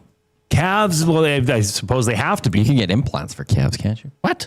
Yeah, Johnny Drama wanted to get calf. That's right. That's where I got it from. Yeah. I don't know if people do. I hope maybe if you were a calf model. Yeah. I don't know what line of work That's would cheating. require a calf model. I could be a calf model. I got good calves. Yeah, maybe. What are your calves like? I don't know. They're calves. Those are all right. Yeah, I'm never nothing to write home about. My buddy Sickler has massive calves. Like they're the size of my neck. It's impressive. Okay, Matt, I got to talk to you. Yeah, and I have my rebuttal already. How do you know what I'm about to say? 'Cause I saw your tweet yesterday. Okay, so Matthew, Lieutenant Eric, Lucas Holt, Scott McCord from 100.3 The Bear, and Scott McCord are in a league called the Dunya. Mm-hmm. This is a CFL fantasy football league. CFL fantasy football league. 10th season. 4 people in the league, 4 teams in the league, of which your team is the Sacramento Gold Miners, having a rough year. Sacramento Gold Miners. Okay, so they tweeted out the Dunya results last night. I would imagine this was your doing, the tweet. Yeah, I made a error too. I missed the point. I got questions. I'm maybe not. I'm not saying it's concerns, but I have questions. I've got the answer for you. So I looked through the rosters of the Dunya teams, and I see several players on buys. Yeah. That's a problem to me. No, it's not. Why can't you have deeper rosters? It's just there's a lot of Calgary teams, players. We actually voted to lower our bench by 2. Because? To increase Lucas and the Texans, who are 4 times champs of this league, they wanted to create a little more, make it free agency, more free agents, more waivers, and challenge. A challenge that you can't just have a bunch of people on your roster. I just don't know. I agree with it. Do you not feel dirty getting a win against a roster that has 3 or 4 players this week on a bye? That did not. Well, that can happen in any sport. In the NFL, there's doesn't happen in NFL fantasy. Absolutely, there's multiple teams that have buys in any given week that you could be short a couple players. I have missed. But you have a bench where you have a backup, a ready tight end to go, or you can certainly find one on the waiver. We're playing that. The guy, there was no one in a starting spot that was on a bye. Everyone fielded an entirely full roster this week. There was not a single player on bye that was started this week. Maybe I misread your teams then. Yes, you did. There wasn't a single player on bye week this week that started. There were players on the bench who were on bye weeks. That's what I saw, but they still had point totals. Because I still calculate the point totals for them, but it doesn't add up to the bottom one. But it's so you could see what the bench did. So then I would say the way that you present it is confusing. It's and not misleading. It is not. If you at all to Dunya fans, I'm just going to tell you this right now. If you at all were just paying attention, you would have seen that there is a very big difference. And when you go to any fantasy site, even in NFL, you will see there's the scoring and then there's the bench, and you see points by your bench players. So I don't know what you're talking about here. Look at that. There's a clear black bar and it says bench next to them. Yeah. It is designed very well that if you can't read this, I'm not here to help you on that one. It was confusing to me. Maybe Brendan, I'm sending you a picture to the EST one. Put this up there. Look, I had a couple beers after my race. Maybe I was not seeing it correctly. Okay. Are you going to really make fun of me this much? I guess I'm not making fun of you right now. Is this part of my punishment? I just want to say, this is my punishment then. Can you? I know I didn't give you this as the punishment. Why don't you show? I've sent this to you. If you could please put this up there, and I would like to see if anyone else thinks that this is very difficult to understand. Okay, I was looking at it on my phone, which was quite small compared to what did you at all people then on YouTube are going to be bigger? seeing. I didn't think to open it bigger. I'm. Look, I thought this was going a different way. Like, this is, even from the small part, the black bars are pretty significant. I don't know what you want me to say. I want you to apologize to my league. For what? For trying to, call us out for something that it wasn't wrong. The way, the visual was confusing. Yeah, there you go. And, like, who's versing who? Well, the teams are the teams. I know, but we don't put own. Like, it's not the Edmonton Oilers by Daryl Cates. No, I'm not saying that. But it's like, to me, that looks like 4 rosters that are put up. It's who's taking on who? That is very clear who is taking on who. Is not clear. It is. There's 2 totals next to each other. That and looks then there's very another confusing. roster. This is and actually there's better another for my totals. argument. It is not. This looks like, what am I looking at here? I feel like I'm in a grade 12 calculus test. If you can't read this, if you can't understand what's going on here, Jay, by looking at that, I'm confused. I have really big. I'm worried for you. But like, even no. Look at this. So you have quarterback Cody Fajardo, opponent Toronto, points, and then you start the other side, points, opponent, player, quarterback, because it's symmetrical that way. No. So you see the points next to each other. That's then you wrong. see the points right next to each other. No, that's confusing. It is not. There's a big black bar in between, Matt. that separates them. When have you read a book right to left? You don't have Everything to. You goes just have to look left at the to points. right. It's symmetrical. Exactly, Jen Cool. Who is against who? Top to bottom or across? That's confusing. How? They're right next to each other. I'm obviously not out to lunch There's here. a big white bar in between the 2 matches. It's right there's there. a big black bar in between the left and the right. Because if you struggle with this, I have severe concerns for you. Straight up. Don't Just be throwing it out dissing there. our listeners I'm and dissing viewers you right now. No, I'm right. I'm sticking to this one. Brendan, arbitrator Brendan. Does this confuse you looking at this picture? You're having a tough day, Jay. Oh my no! There's no way to look at this and be confused by it. Like, I was confused for about 3 seconds. Wait, what did you say? I was for confused. 3 seconds. For about 3 seconds, and then it was like, oh yeah, that makes sense. Yeah, that's there. Yep. Oh no, it's just, it looks like someone that did it on a spreadsheet. I mean, which is what it is. Well, I don't have coding abilities to go create a website for this. I'm going to add this also, Jay. Like, there's a bold at 111 for Birmingham, and there's a bold at Shreveport Pirates at 85. Clearly, that states that they won. But how could they be going against each other? Zulu says a little thing known as versus would do wonders for this format. I agree. McDiesel says looks like a tossed salad. I agree. It's not easy on the eye. It's not meant to be easy on the eye. It's meant to just give our league the results. So no bonus points for dramatic artistic flair. 0. Why do we need that? Guess you don't care about your presentation. Again, if you can't understand this. A lot of people can't understand it. You have problems. Marco Tasson says, I love hearing Maddie and Jay clash about everything. Tomorrow's topic is water wet. And then he says, poor Brendan is the divorced child stuck in the middle. VR Montenegro says, I think it's beautiful. Hashtag Maddie is right. Thank you, VR.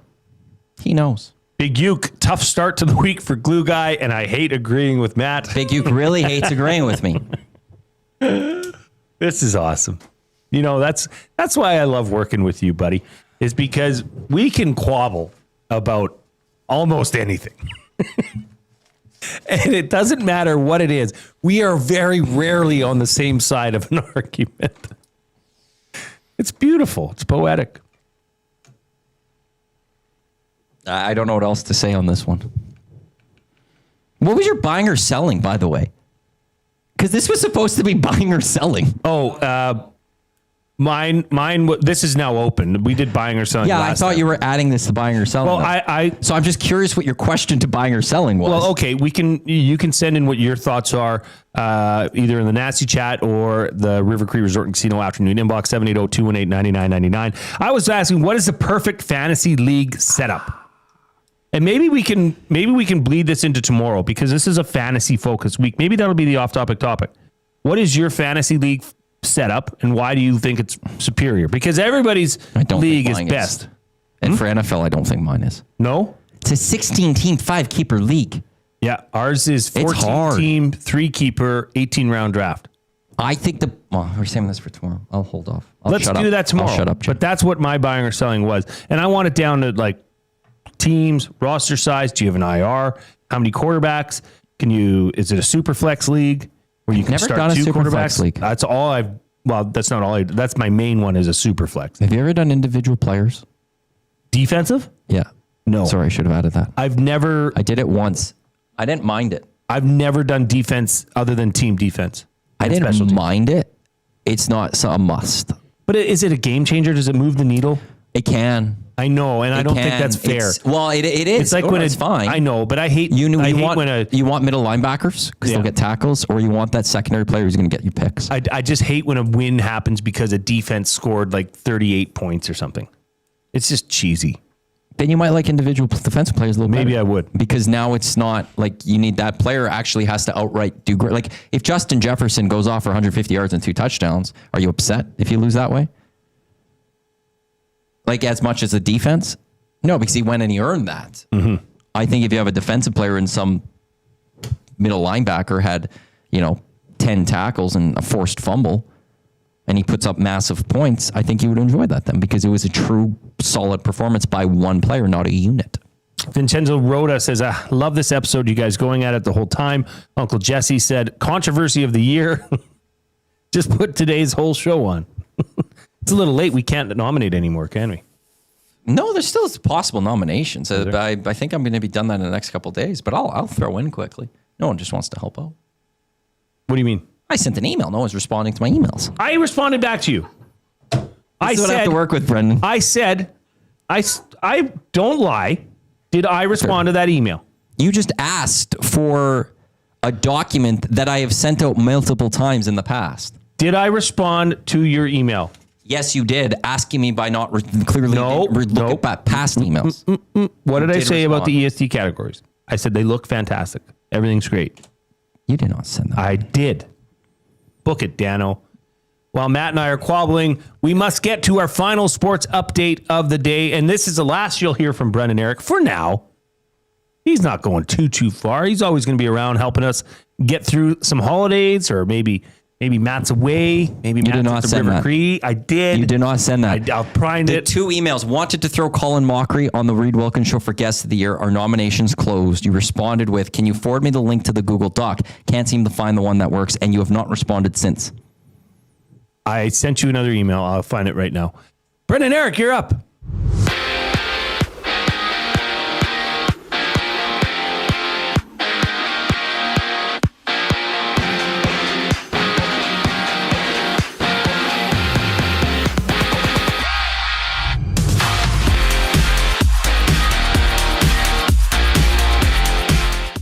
Dustin Kllum is taking first-team reps under center for the Red Blacks. The Elks head east to Ottawa, looking to stretch their win streak to 3 games Friday afternoon. After taking mostly first-team reps through training camp, Joe Flacco has been named Week 1 starter for the Browns. They will open up the season against the Bengals at home. The Raptors keep it in-house as they replace Masai Ujiri with Bobby Webster. Webster has been with the team since 2013 and has served as general manager since 2017. He is now the team's top executive. The Jays are live in Pittsburgh. Right now, it is 2-2, 2 outs. Kevin Gausman, a little bit of a jam. And trade deadline pickup, Shane Bieber toes the rubber for the first time as a Blue Jay on Friday when they face the Marlins. Word of the day finishes off our day. I'm Brendan Eric, and you're up to date.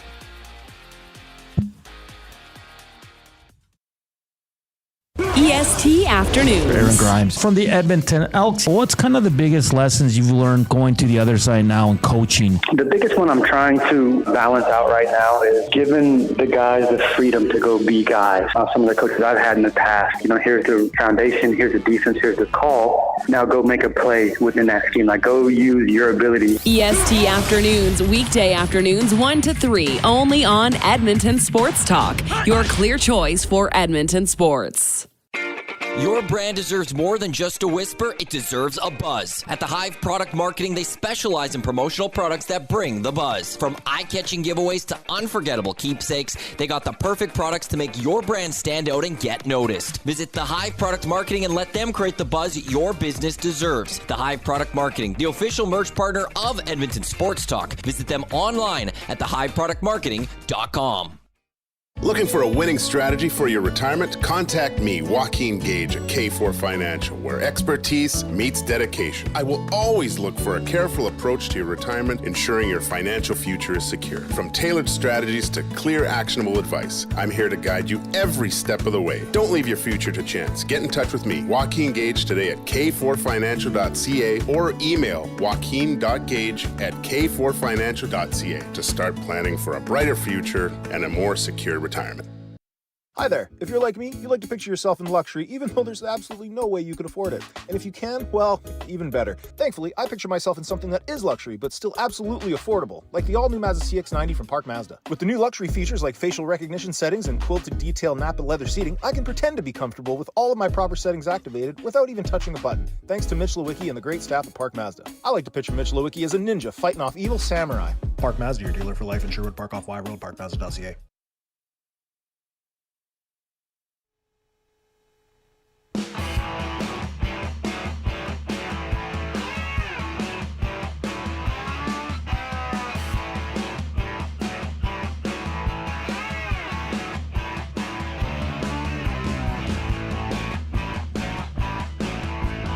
It's the final segment of the Reid Wilkins Show with Jay Milne and guest host Matthew. I am always right. Iwanyk. Would you like to tell the people what happened with your search of emails? Boo! You suck! Apparently, I didn't send the email I said I sent. I must have talked to you about it in person. Because I said, Matt, you did a great job. Congrats to you and your team. And okay, so this is just not my day. I've been wrong on many fronts. Look, this is what I have to deal with at this office. Not every day is going to be your best day, but you know what? You know what you got to do? You got to pick yourself off the mat, and you got to say, you know what? I'm going to be better tomorrow. And Matthew, my dear friend, I'm going to be better tomorrow. Okay? Can't be worse. Thank you. Not really nice of you. But I'm going to be better tomorrow. And I'm going to make it right. I'm going to have everything detailed, ready to go. I'm going to have my takes hot. And I won't let you down. Just like the banquet bar won't let you down, is it Spin to Win Fridays now until August 28th. Spin to Win Fridays at the banquet. Spin the wheel for a chance to win big and save on your bill. Details at thebanquetbar.com.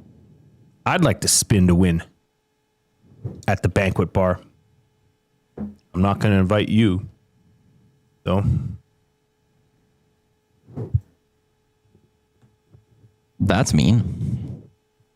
I live right by it, too. Do you?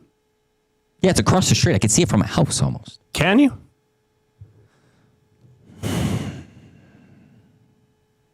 What? Moist Man says both of my dynasty leagues are super flex and have no kickers or defense. That's crazy. It's glorious. Nolan from St. Albert. 12 teams, start 9, super flex, no defense or kicker. This is now 2 people that are saying they don't have defense or kickers. You might want to hold on to these a little bit till tomorrow. Yeah. Send them in tomorrow. We're going to talk about it a lot. It will be our off-topic topic, is what is your best or most preferred fantasy league setup? And especially with keepers.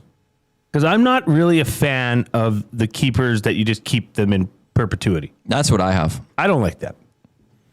There needs to be compensation for being able to keep Jaden Daniels. You don't just get Jaden Daniels forever. You got him. I know. However you got him, that you've earned it. Then there needs to be some sort of reimbursement to the league. Brendan? I have a big question. Big question, big answer. I'm in a league, 2 keepers, no compensation, no craziness. And we'll talk about this today because you're not going to be here tomorrow. Yes. Okay, go on. I have Bijan Robinson, I have Malik Neighbors, and I have Jaden Daniels. Of those three, what two are you keeping? What two am I keeping? Yep. That's easy. Malik, Neighbors, and Jaden Daniels. You're ditching Bijan. Gone. Really? See you later, son. Yes. Okay. Maddie? Sorry, what were they again? Malik Neighbors, Bijan Robinson, and Jaden Daniels. You get to keep two of them. I honestly don't know. I have done zero prep for my fantasy a couple of weeks that I don't like. I've given up on prep. I just look at the lists. I usually do too, but I haven't even looked at I like to at least look at a little bit of a list going into it. Yeah, you got to keep Daniels. I would keep Bijan. Yeah. You'd give up on Neighbors? I mean, Russ Wilson, man. I think you're kind of screwed. Russ Wilson throws a nice deep That's a ball. tough one you have to give up no matter what. Yeah. Yeah, and my thing was Neighbors was top 5, top 10 with Daniel Jones and a rotating cast of nobodies. So at least an old Russell But he's Wilson. a number one receiver on that team. Absolutely he is. He's gonna go for 2,000 yards this year. Probably a lie, but you know what I mean. Well, no, he's good. I just feel like running backs get injured. There's more depth at running back across the league. I think finding a number one wide receiver is a major premium. Yeah.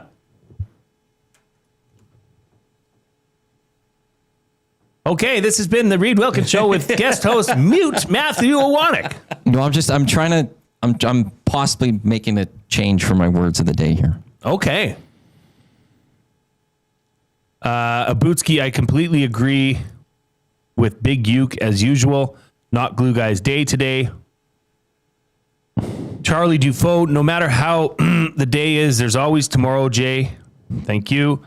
McDiesel, over under on Jay's receipts. Look, you got me. I hand up. Not a great day.